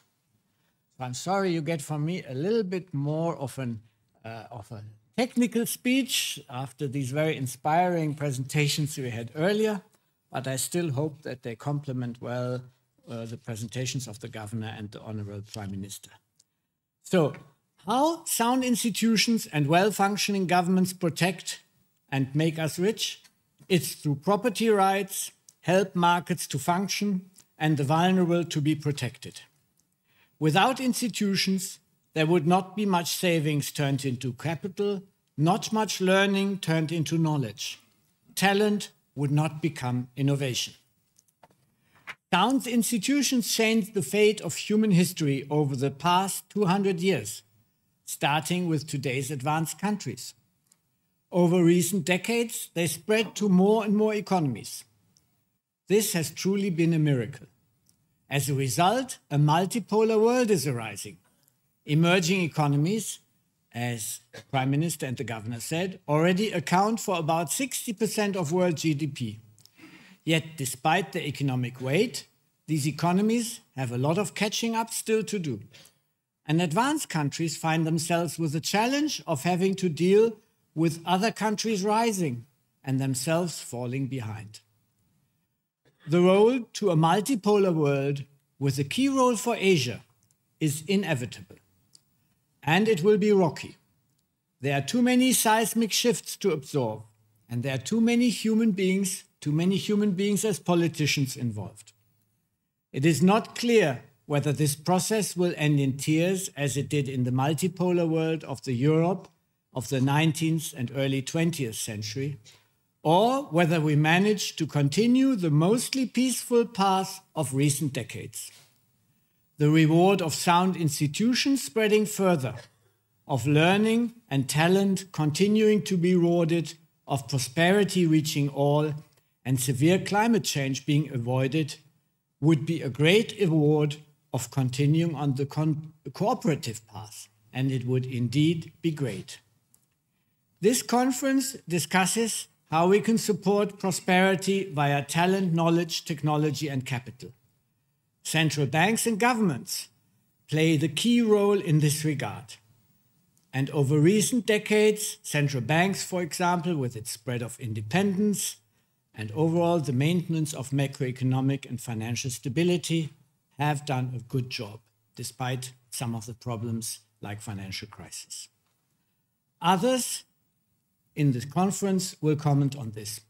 Let me focus on the role of multilateral development banks, or MDBs, in supporting institutions, in supporting prosperity via talent, knowledge, technology, and capital. For the past 80 years, since the formation of the World Bank, multilateral development banks have supported knowledge, productivity, and prosperity via 4 main channels.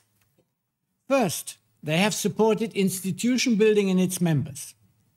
In establishing institutions for well-functioning markets and governments require knowledge and political will, and MDBs have helped the dissemination of such institutional knowledge. MDBs have also supported the political momentum toward reform, including with financial carrots. This has not always worked, but in many countries it has. Second, multilateral development banks have helped finance core infrastructure, such as roads and energy networks. More recently, they have supported countries to green such infrastructure and invest in decarbonization and renewables, in nature protection and biodiversity. MDBs did not only spend money, but they also provided technical expertise, a further case of knowledge dissemination. Infrastructure investments in this way underpin private investment-driven prosperity. Third, multilateral development banks have supported the evolution of education and social infrastructure. Schools and health centers in more and more places provide the opportunity to accumulate and maintain knowledge and competencies, what we call as economists human capital, that are the key for economic development. This allows ever more people to develop their talents. The application of modern technologies in our work further magnifies these benefits and even allows whole countries to leapfrog into the digital age. Fourth, and more indirectly, multilateral development banks keep the discourse going.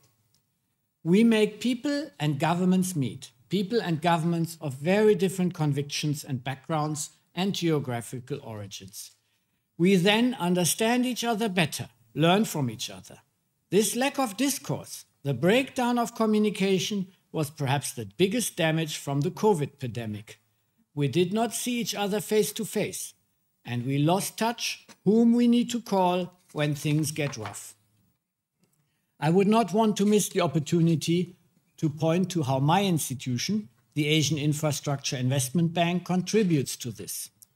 Since it began its operation in 2016, that is less than 9 years ago, AIIB has become a full-fledged member of the Multilateral Development Bank family. Its operations focus on Asia, but it is not limited to it. There is more than 100 members covering about 2/3 of global GDP, and our financing of already 55 billion has reached 37 of our members. But the most important feature of our bank is perhaps its 21st century modern governance. We adopted other MDBs' high environmental, social and governance standards, but we also learned from them and changed a few things. Most importantly, perhaps, we are majority owned by developing and emerging countries. How does that work? No country or country group can dominate our bank. Consensus is our decision-making approach to remain inclusive. All important decisions require a 75% majority of our members. Let me also give a few examples of projects we finance in this spirit. In our latest policy-based financing project in Bangladesh, we support institution building towards climate protection. This includes private investment-friendly regulation changes. In India, we are financing the digitalization of Gujarat's school system. In Georgia, we finance the Batumi bypass road, better connecting the country's port with its second largest city. We are the only MDB that is supporting the development of an infra-securitization market in Asia and beyond. We help financial institutions strengthen their ESG-related capacities. ESG means environment, social and governance, via on-lending or fund investments. Hungary's Count István Széchenyi, I'm sorry if I butchered this name, said, "The strength of a nation lies in the multitude of educated people.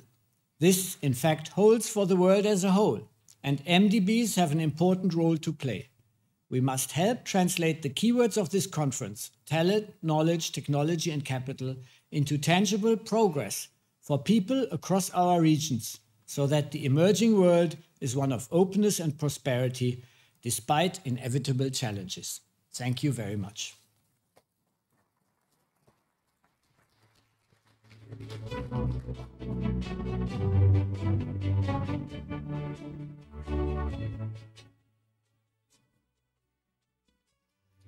Thank you, Mr. Schuchnecht, for your inspirational speech and for introducing these technical aspects in the Budapest Eurasia Forum 2024. Now it is my pleasure to introduce our next speaker, Mr. Zhongji Zhang, President of the Xiamen University. Please welcome Mr. Zhang with warm applause on the stage.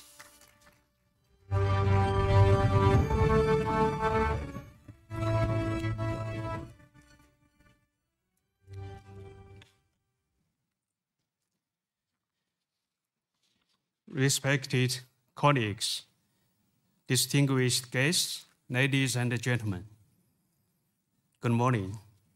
It's a great pleasure to be invited to the 5th Budapest Eurasia Forum during the 75th anniversary of diplomatic relations between China and Hungary. This platform offers a valuable opportunity to exchange ideas and spark insightful discussions. In honor of this momentous occasion, on behalf of Xiamen University, I would like to extend my warm congratulations on the successful convening of this forum and centenary of the National Bank of Hungary. And present, the rapid advancements in next generation disruptive technologies and breakthroughs in scientific research are continuously pushing the boundaries of human understanding. The intensified global competition for technology and talent demonstrates a growing emphasis on science and innovation among nations worldwide. Countries are increasingly looking to technological innovation for solutions, accelerating their strategic investments in the frontiers of science. They aim to position innovation as the fulcrum for economic recovery and the driving force for future economic growth. In this context, global cooperation in technological innovation faces unprecedented opportunities and challenges. On the one hand, global scientific cooperation is more indispensable than ever for human society.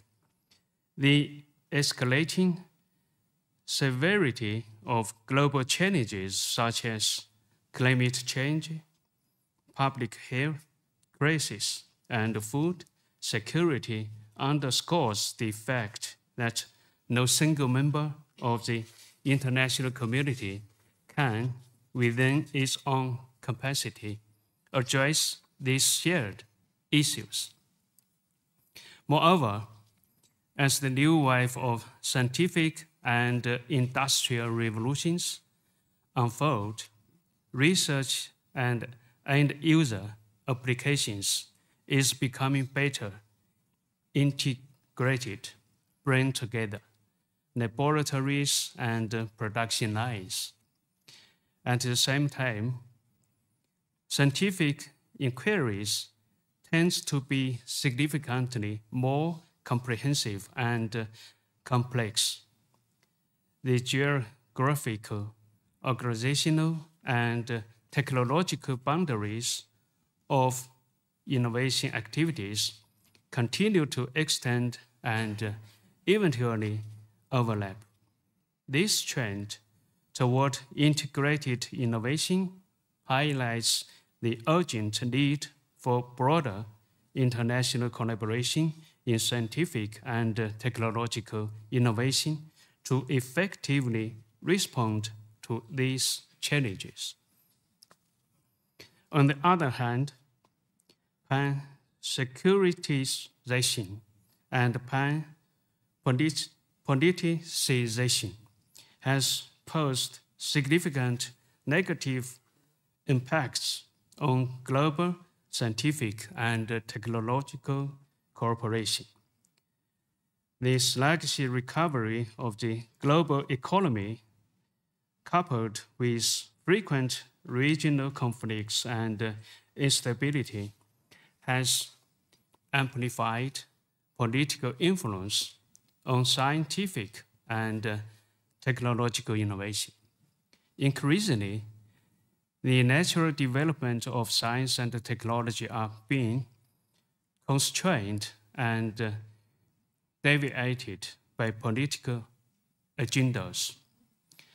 As technological competition among nations intensifies,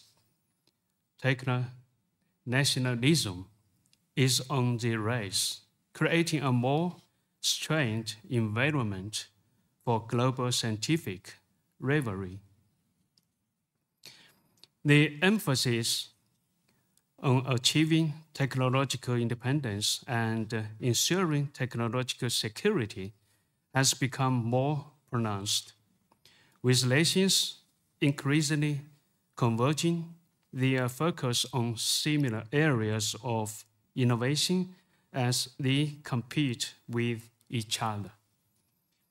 This overlapping of priorities leads to the redundant research efforts, diminishing both the efficiency and effectiveness of global research and development activities. Universities, as comprehensive platforms for talent cultivation, knowledge production, and technological innovation, as well as robust channels for international dialogue, are uniquely positioned to contribute to an interconnected world through their reliability and openness. We bear the responsibility to foster global understanding, mutual trust, and broader, deeper collaborative innovation. To fulfill this pivotal role and lead societal progress, universities can start to work on the following key aspects. Firstly, providing high-quality intellectual resources.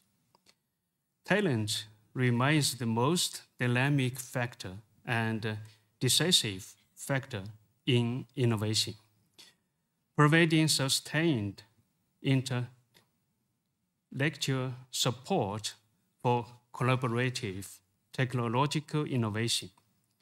We universities should actively integrate ourselves into the global higher education landscape, engage in global higher education governance as we nurture high-caliber research and governance talent with global perspectives. A sense of social responsibility and scientific integrate. Universities must actively collaborate with international organizations, global university alliances, and world-class academic institutions to establish bilateral and multilateral exchange platforms. By doing so, we can strengthen our ability to pool international educational resources and cultivate high-quality interdisciplinary talents versed in international norms and professional expertise. Furthermore, we should establish flexible, efficient mechanisms for the mobility and the communication of scientific research talent, encouraging individuals to share scientific resources and innovative experiences globally, thereby stimulating innovation vitality.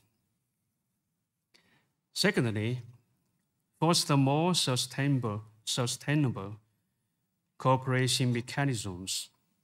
Universities should contribute to building a community with a shared future for mankind, for breaking down barriers across regions, institutions, disciplines, and educational formats. With establishment of more international university alliances, specialized university organizations, and international big science projects, we could promote enduring and stable collaboration in innovation. Efforts should be made on building more internationalized research environments, creating cross-border and interdisciplinary innovation platforms, and jointly advancing the development and sharing of cutting-edge laboratories, novel R&D institutions, pilot-scale verification platforms, and big science facilities. By assembling collaborative research teams and gathering top-tier scientific resources, universities can address the needs of global scientific research. Moreover, it's crucial to accelerate the establishment of a governance system that aligns with the integrated innovation cooperation among global universities. This includes forming robust binding frameworks for regulatory alignment, mutual recognition of standards, intellectual property protection, and cross-border data flows. Thirdly, promote the innovation synergy among various parties as a convergence point for education, science, and talent. Universities possess significant advantages in fundamental research. However, the true potential of fundamental research can only be realized when it is translated into industrial applications, thereby becoming a tangible, productive force. To achieve this, universities must actively push for the integration of innovation chain, industrial chain, capital chain, and talent chain, work to establish an ecosystem of innovation network organization that tightly collected government, industry, university, research, and application. By encouraging collaboration between various stakeholders, universities can facilitate the global aggregation and positive circulation of key innovation elements, such as knowledge, technology, capital, and talent. This, in turn, accelerates the creation of a seamless innovation chain starting from basic research to technology transformation and real-life application. Last year, the Belt and Road Research Institute and Xiamen University signed a four-party strategic cooperation agreement with the Hungarian Foundation for Enterprise Promotion and Eurasia Center of John von Neumann University, which serves as a think tank for the National Bank of Hungary. This initiative leverages Xiamen University's strength to empower the high-quality development of the Belt and Road Initiative, making a new chapter in collaborative efforts between Xiamen University and Hungary across government, industry, university, research, and application. Ladies and gentlemen, the Eurasia cooperation is advancing to new heights, and we are fortunate to witness and be a part of this historic process. To face common challenges and march toward a brighter future in unity, we must find recourse to not only the power of economics and science, but also that of culture. As our Hungarian friends often say, a good friend is more precious than gold. Over the years, Xiamen University has been committed to fostering a high level of openness in education, actively expanding its global network of partnerships. We have signed substantive cooperation agreements with over 217 universities worldwide and established a branch campus in Malaysia, actively making us one of the most dynamic Chinese institutions in international cooperation and exchange. Going forward, Xiamen University eagerly anticipates working hand in hand with Hungarian universities and other institutions in Europe and Asia. We aim to integrate our development into the global innovation network, advancing broader, deeper, and more comprehensive exchanges and collaborations. Together, let us contribute to the long-term development and prosperity of Eurasia and build a brighter and more harmonious future. Thank you.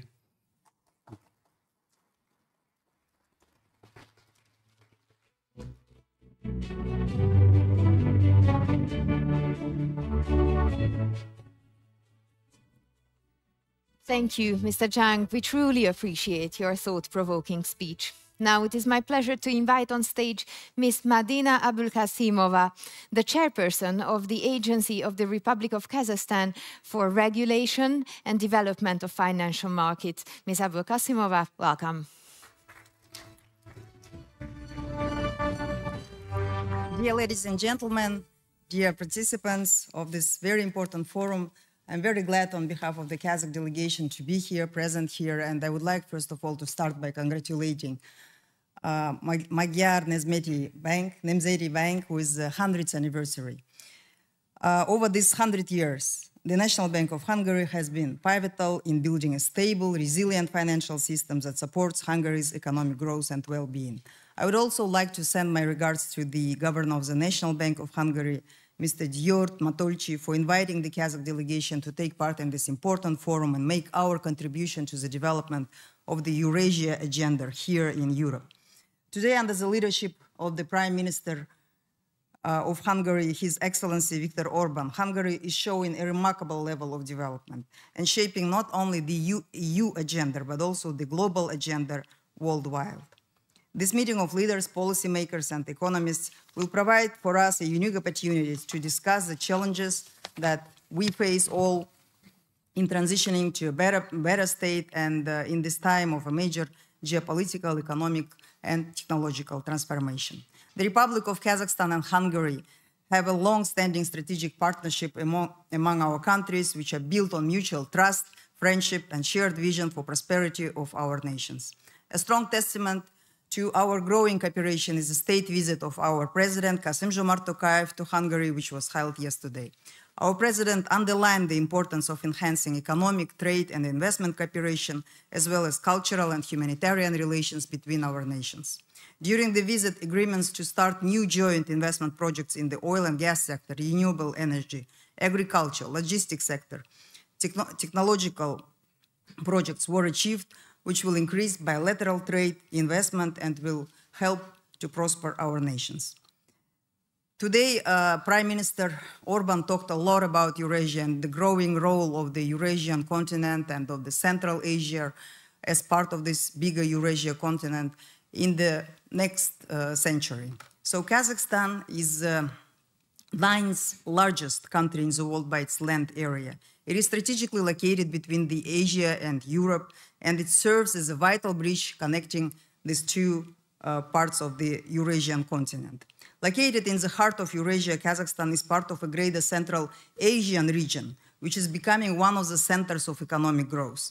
The GDP of 5 Central Asian republics amounts to $400 billion, with overall population close to 78 million people. Today, Kazakhstan is the largest economy in the Central Asia. It accounts for about 60% of the regional GDP. The GDP of Kazakhstan itself is approaching $260 billion in nominal terms.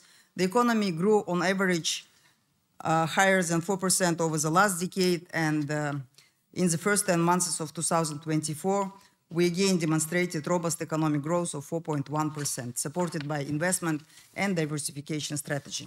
The economic growth is also translating into the well-being of our people.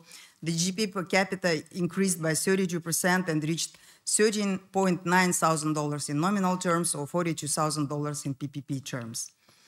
We have a very favorable investment climate with preferential tax regimes, special economic zones, industrial zones, which allow the country to attract approximately $450 billion over the little more than 30 years. The strong macroeconomic fundamentals underpin Kazakhstan's development. This includes a low budget deficit equal to 2.4% of GDP, public debt level at 25% of GDP, and vast international reserves approaching $106 billion, which includes the assets of our national fund. But today, as we see that the topic of today's forum is about, first of all, people and talent. So we also believe that the key treasure of Kazakhstan is its people. With a population of 20 million people, we have a very young population. The average age is 31 years old, and we believe that the investment in human capital is the most important investment. In Kazakhstan, we have a free preschool education for all children between age 3 to 6. We have a free universal education, school education, and we also recently, in the last 5 years, we also introduced a free vocational and technical education for all young people. Also, for the higher education, the state provides a lot of state grants to get a higher education.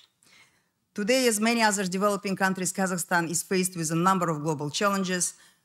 One of them being first of all, the climate change. Secondly, the weakening of globalization and trade ties between the economies. Growing trade protectionism, disruption of trade routes and supply chains lowers the potential for international and regional growth.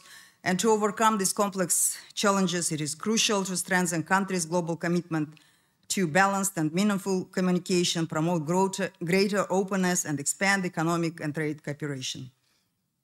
Given its geographical location, Kazakhstan is actively participating in improving this global agenda and helping globalization and regional and as well as trade relations to be the engine of the economic growth. So we actively engaged in international trade, and the free movement of goods and investments is our priority. Today, Kazakhstan accounts for 85% of continental traffic between Europe and China. Over the last 20 years, we invested heavily in building railway infrastructure, roads, building dry ports, building seaports. And today, as I said, we account for 85% of the traffic between China and Europe, which makes Kazakhstan a major Eurasian transit hub. Yesterday, during the visit of our president, the agreement was reached that we will establish a modern multimodal terminal in Budapest that would position Hungary as a major distribution hub to Europe. In July of this year, we also endorsed the initiative to develop the Middle Corridor. It's a multimodal transport route aiming to serve 10 million tons of cargo annually, and it includes a big number of countries located in the center of Eurasia, including Central Asian economies, Caucasus countries, Turkey, and of course it will serve the better good of European nations.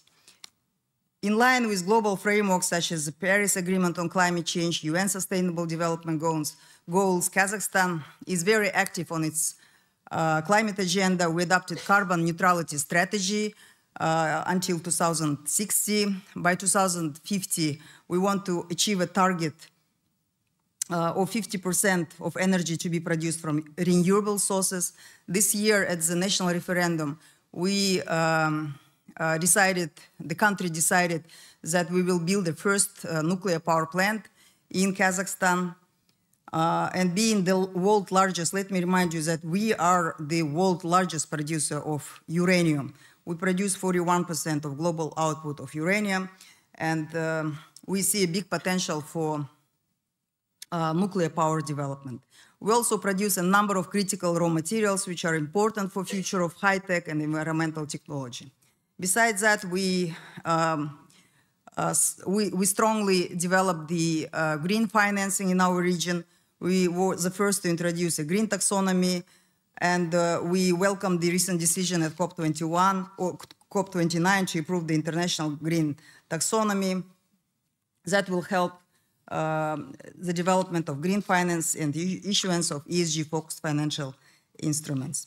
Besides ESG financing, it is very important that all countries in Central Asia, in Europe, throughout the Eurasian continent pay great attention to the risk management of catastrophic risks. So we believe that we need to build very resilient systems for catastrophic risk management, which should include public and private money, which should also include early prevention measures. And we need to think together about investing more in these early detection measures, early prevention measures, as well as creation of insurance funds in order to have a fiscal support for and financial support for future catastrophic risks. The third direction I would like to highlight is, of course, macro policies. We see that the economies over the last 3 years, all the economies, all the countries were faced and we were affected by increased macroeconomic imbalances. So first of all, it's the fiscal imbalances, higher inflation, lower real income of people. So as the financial regulator, together with the central banks, we need to take necessary measures to ensure that we continue to have, that we put macroeconomic stability at the as a cornerstone of the economic growth. Kazakhstan was also affected by the global inflation. So the primary objective of macroeconomic policy shifted to price stabilization. The National Bank of Kazakhstan implemented tight monetary policy, raising interest rates to 16.75% last year, which helped to bring inflation down from 20.7% as of beginning of last year to 8.5% in October of this year.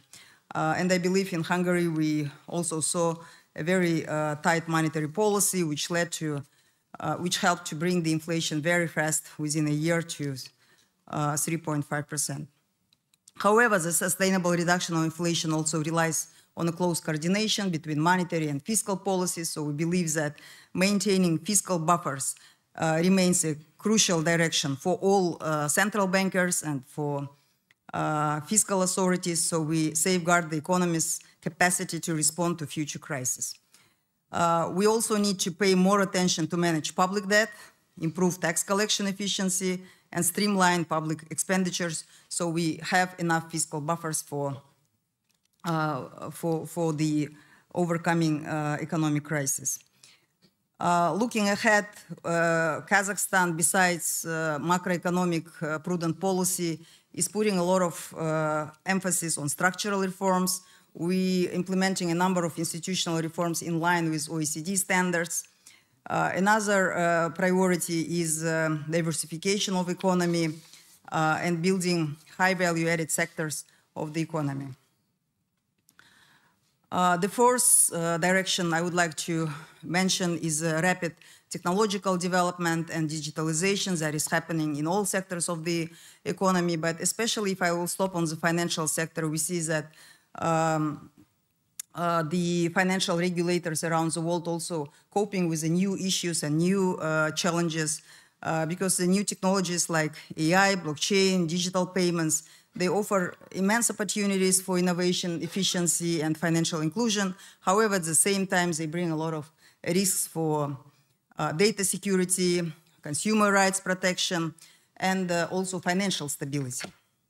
Therefore, first of all, we believe that regulators and central banks should not fall behind what the market players are doing and need to become a digital central banks. So it is very important that all national banks adopt the digitalization strategy, which also includes subtech and track technologies and AI in their daily activities and in conducting their regulation functions. In Kazakhstan, we adopted a national digitalization strategy. We're developing our digital national bank.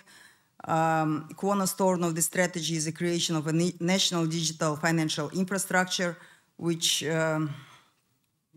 basically allowed Kazakhstan last year to launch a first among Central Asian countries digital national currency. So we already have a CBDC. We also, this year we have an open IP platform which basically enables to link plastic cards to central bank digital currency accounts, transfer money using just a phone number, facilitating QR payments between banks, and consolidating all customer accounts across different banks. Another key initiative is the launch of open banking. It enables secure sharing of financial data between banks and third-party service providers. It will also allow bank clients to move freely between banks and consume financial services from different providers without any barriers. The next direction is, which I mentioned already, development of subtech and regtech. We plan to fully digitalize financial supervision process and implement artificial intelligence and machine learning technologies for this purpose. Digitalization also brought new cybersecurity risks.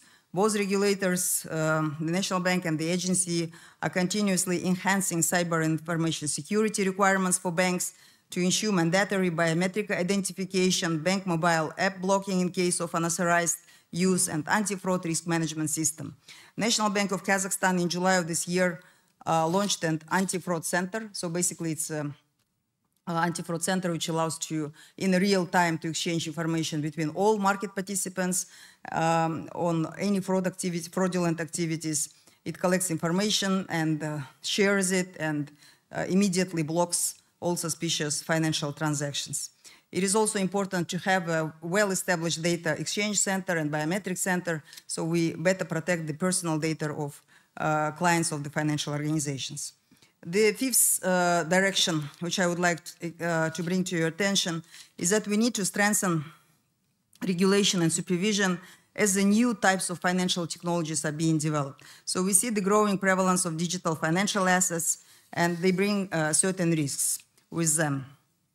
For example, the rise of cryptocurrencies, decentralized finance have introduced challenges such as, again, fraud, regulatory gaps, and these threats, of course, to the financial stability of our systems. Additionally, we see the emerging financial technologies and digital service systems. They are transforming the financial services industry. They also intensify competition between traditional financial institutions and new entrants, such as big tech companies, e-commerce platforms, marketplaces, mobile operators, payment organizations, and other players. In this context, we face the primary task of safeguarding consumer interests and maintaining financial stability. It is essential that we avoid regulatory arbitrage when overseeing the financial institutions and new fintech companies. Our new regulatory approaches should be risk-sensitive, and they should be guided by the principle of proportionality. Another, again, very important development that all regulators are facing around the world is what we do with digital assets, how we regulate them. In Kazakhstan, we allowed crypto exchanges. We have also set up International Financial Center, which is governed and based on the British law. It is a special, the so-called Astana International Financial Center with its own stock exchange. We allowed cryptocurrencies and basically crypto market for cryptocurrencies at Astana International Financial Center. And right now we're looking into not just prohibiting the turnover of these cryptocurrencies on the local market, but rather allowing it and putting a right regulation in order to protect the rights of the consumers. Another important development is tokenized financial products. So I also believe that a lot of regulators, and here in Hungary as well, are struggling with regulation of this type of new financial instruments. And the last but not least is very important developments that all financial regulators are currently doing and implementing in Kazakhstan. I'm proud to say that Kazakhstan is also in the forefront of this development is management of ESG risks. And in financial sector, we believe that financial organizations have a big role to play in moving forward the green agenda. So we introduced last year the mandatory disclosure of ESG information. And this year we introduced ESRM guidelines for all financial organizations. Starting from next year, it will become mandatory again and will be included in risk management systems of all financial organizations. And also next year, we plan to introduce the assessment of carbon footprint of banks' loan portfolios. Through these efforts, we believe that we will help to build a better sustainable future for our economies. Dear participants, let me stop here. I believe that this forum and the opening remarks of the Prime Minister about the role of Eurasia are extremely important for the countries which are located on the Eurasian continent east to the Europe, and we believe that there is a huge potential for the development of our markets and huge potential in establishing a new economic ties, financial ties with the European markets. We, the Central Asian economies, Kazakhstan itself, I think implemented most of the structural and institutional reforms in line with European standards, and we have one of the I think best regulated financial markets in terms of the macroeconomic policy and monetary policy. Our central bank is also, I think, among one of the best performers, and we also hope to continue working with the Central Bank of Hungary. It's very important that the National Bank of Hungary is not just focusing on the monetary policy, but looking at a broader number of goals and initiatives, because all of them bring prosperity to our people. Thank you very much.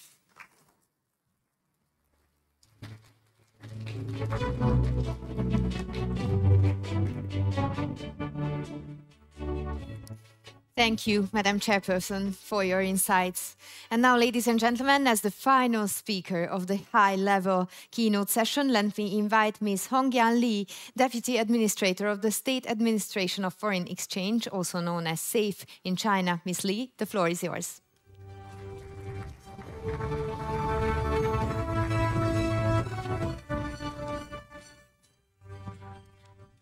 So, distinguished guests, ladies and gentlemen, good morning. I want to thank the MMB for the kind invitation and hospitality. It is my great honor to participate in the Eurasia Forum 2024 on behalf of the State Administration of Foreign Exchange of China. The theme of this year is the keywords of success: talent, knowledge, technology, and capital. All these keywords are production factors. History has shown that unlocking the full potential of all production factors is critical for economic success. In my remarks, I will first talk about the challenges that inhibit the free flow of talent, knowledge, technology, and capital, and how China and Hungary have been joining hands to deal with those challenges. I see 4 major challenges. The first challenge is geopolitical tension. As Chinese President Xi put it, the world today is undergoing major changes unseen in centuries. Political tensions continue to rise, both within and across borders. Against this backdrop, international trade and global supply chains are increasingly under pressure. Cross-border capital flows become even more fickle. Financial markets become more volatile. Economic growth slows down. The second challenge is macroeconomic paradigm shift. The developed world had experienced the worst inflation problem in 4 decades. Inflation had costed many incumbent political parties their election this year. The drivers of inflation are labor shortage, supply chain, and energy disruption, protectionism, and rising public debt. In the next 3 to 5 years, these drivers appear to be here to stay, if not getting worse. Therefore, the global economy is likely transitioning into a high inflation, high interest rate, and low growth regime with a lot of instability. The third challenge is climate change. 2024 is very likely to be the hottest year on record, and the first calendar year to exceed the Paris Agreement threshold of 1.5 degrees Celsius. Extreme weathers and natural disasters are visible more frequent, threatening the lives of ordinary people. To make matters worse, some countries are shifting towards denying the existence of climate problems and pushing for more fossil fuel production. Economic and financial stability is at greater risk because of climate change. The fourth challenge is tech revolution. In recent years, the development of digital technologies such as AI, big data, and cloud computing has thrived. How to reap the rewards of this new round of technology boom while preventing the negative impacts on employment, privacy, remains on policymakers' top of mind. From central bankers and regulators' point of view, new technologies are increasingly adopted by the financial sectors, possibly contributing to higher efficiency, lower costs, and better financial inclusion. However, they may also amplify pro-cyclical behavior, greater volatility, and more regulatory arbitrage. These 4 challenges are even more profound for emerging markets. In times of turbulence, it is the emerging economies who often get the short end of the stick. To deal with these challenges, emerging economies need to work more closely together and try to better navigate in this uncharted territory. Half a year ago, China and Hungary decided to elevate our bilateral ties to an all-weather comprehensive strategic partnership for the new era. Under the guidance of President Xi and Your Excellency Prime Minister Orban, the people of our countries have been working harder to strengthen the synergy between the Belt and Road initiatives and the Eastern Opening Strategy. I'm confident that with this strengthened synergy, both China and Hungary will be better able to unlock the full potential of talent, knowledge, technology, and capital, hence reaping more economic success. China is committed to deepen trade and investment cooperation with Hungary. Hungary is a bridge that connects Europe and Asia. and is poised to become the trading hub in the Eurasia region. Over the past 2 decades, bilateral trade between China and Hungary has quadrupled from $3 billion to more than $12 billion a year, and it will continue to grow. On the investment side, China's investment in Hungary has focused on areas of strategic importance to Hungary, including renewable energy, railway, information technology, and nuclear technology. Several leading Chinese renewable energy companies, including BYD, have built battery plants and R&D facilities here. The 350-kilometer Hungary-Serbia Railway, a landmark project under the Belt and Road Initiative, is scheduled to complete in 2026 and will reduce the travel time between Budapest to Belgrade from 8 hours to less than 3. Going forward, China will continue to encourage companies to invest in Hungary. SAFE will continue to coordinate the support for major landmark projects and small and beautiful projects, thereby contributing to the high-quality development of the Belt and Road initiatives. China is committed to deepen financial cooperation with Hungary. Hungary is the financial center in the Eurasia region. In recent years, a series of activities held by the MNB, such as Budapest RMB Initiative Conference and Eurasia Forum, have become important platforms for China, Hungary, and other Eurasian countries to strengthen communications and deepen financial cooperation. I would like to emphasize 3 areas. First, our countries can deepen cooperations in local currency trade settlement. China has responded proactively to the rising demand for RMB of domestic and foreign business entities by continuously enhancing the convenience and international network of cross-border RMB usage. As of September this year, RMB has become the world's 3rd largest trade financing currency, the 5th largest payment currency, and the 5th largest foreign exchange transaction currency. We are willing to deepen cooperation with Euro-Asian partners to promote settlement in local currency, thereby facilitating bilateral trade and investment. Second, our countries can deepen cooperations in tackling climate risks. In 2021, MNB had included environmental sustainability in its statutory mandate, making it the first central bank in Europe to include green development in mandate. In 2016, People's Bank of China started to build its green finance policy framework. Since then, PBOC had continuously improved the framework and developed green finance tools. China has the world's largest green credit market and the 2nd largest green bond market. We believe the 2 central banks of our countries can further deepen cooperations in green finance and jointly manage and respond to climate risks. Third, our countries can deepen cooperations in enhancing financial regulatory capacity. All central banks and regulators should make full use of emerging technologies to build up their own regulatory capacities and strike a balance between promoting financial innovation and preventing financial risks. Chinese regulators, including SAFE, have been focusing on high-level opening up while enhancing regulatory capacities and risk management mechanisms.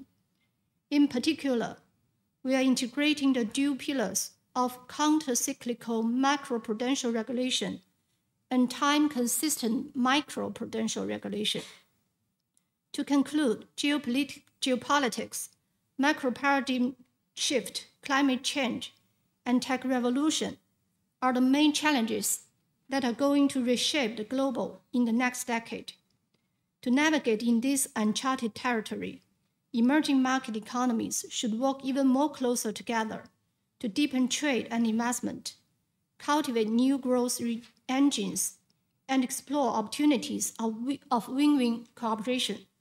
Central bankers and financial regulators in our countries can further strengthen dialogues on macro, financial, and regulatory policies, enhancing economic and financial resilience, and promote sustainable development.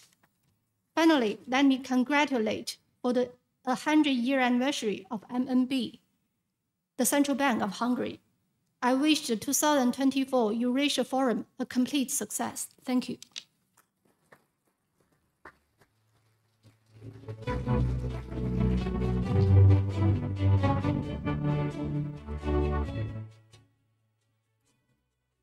Thank you, Ms. Lee, for your valuable perspective.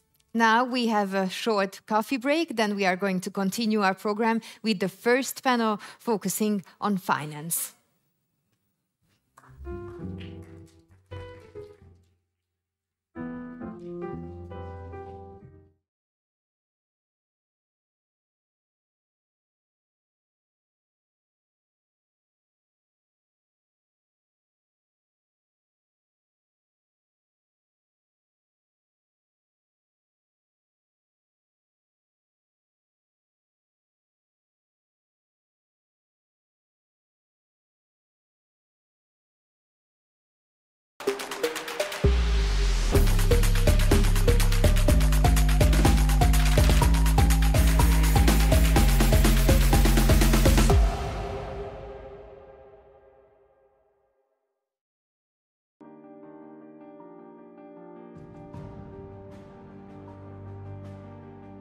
Think tanks, a symbol of national soft power, are now playing a vital role in decision-making across the globe. China's think tanks have entered a new development stage as a result of continuing reform and opening up. In the 1980s, the wave of reform and opening up swept across China, driving the nation along the path to modernization. To further liberalize thoughts and press ahead with reform and opening up, the nation was in great need of intellectual support and international perspectives. In February 1989, China Development Institute was jointly founded by 116 government officials, economists, and entrepreneurs. Right from the start, CDI positioned itself as a policy research institution based in Shenzhen, China, but with a global perspective. CDI convinced global talents to deliver fact-based research and consulting services to promote China's reform and opening up. In 1992, the then Chinese Premier Li Peng instructed CDI to build a research institute unlike any other public institution in the spirit of reform. As a think tank, CDI has kept exploring operation models and has finally shaped a business framework which integrates three pillars of basic research: policy analysis and consulting services on one hand, and combined government-assigned tasks, independent research projects, and client-funded consultations on the other. Market-oriented consultation contributes 80% of its revenue. CDI brings together a team of globally minded professionals.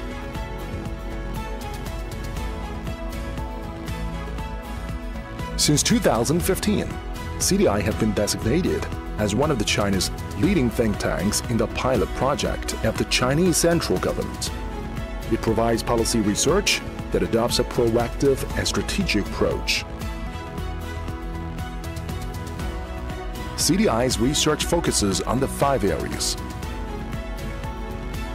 open economy and innovation-driven development, with topics including the Belt and Road Initiative, businesses going out strategy, global financial centers, new economy, etc.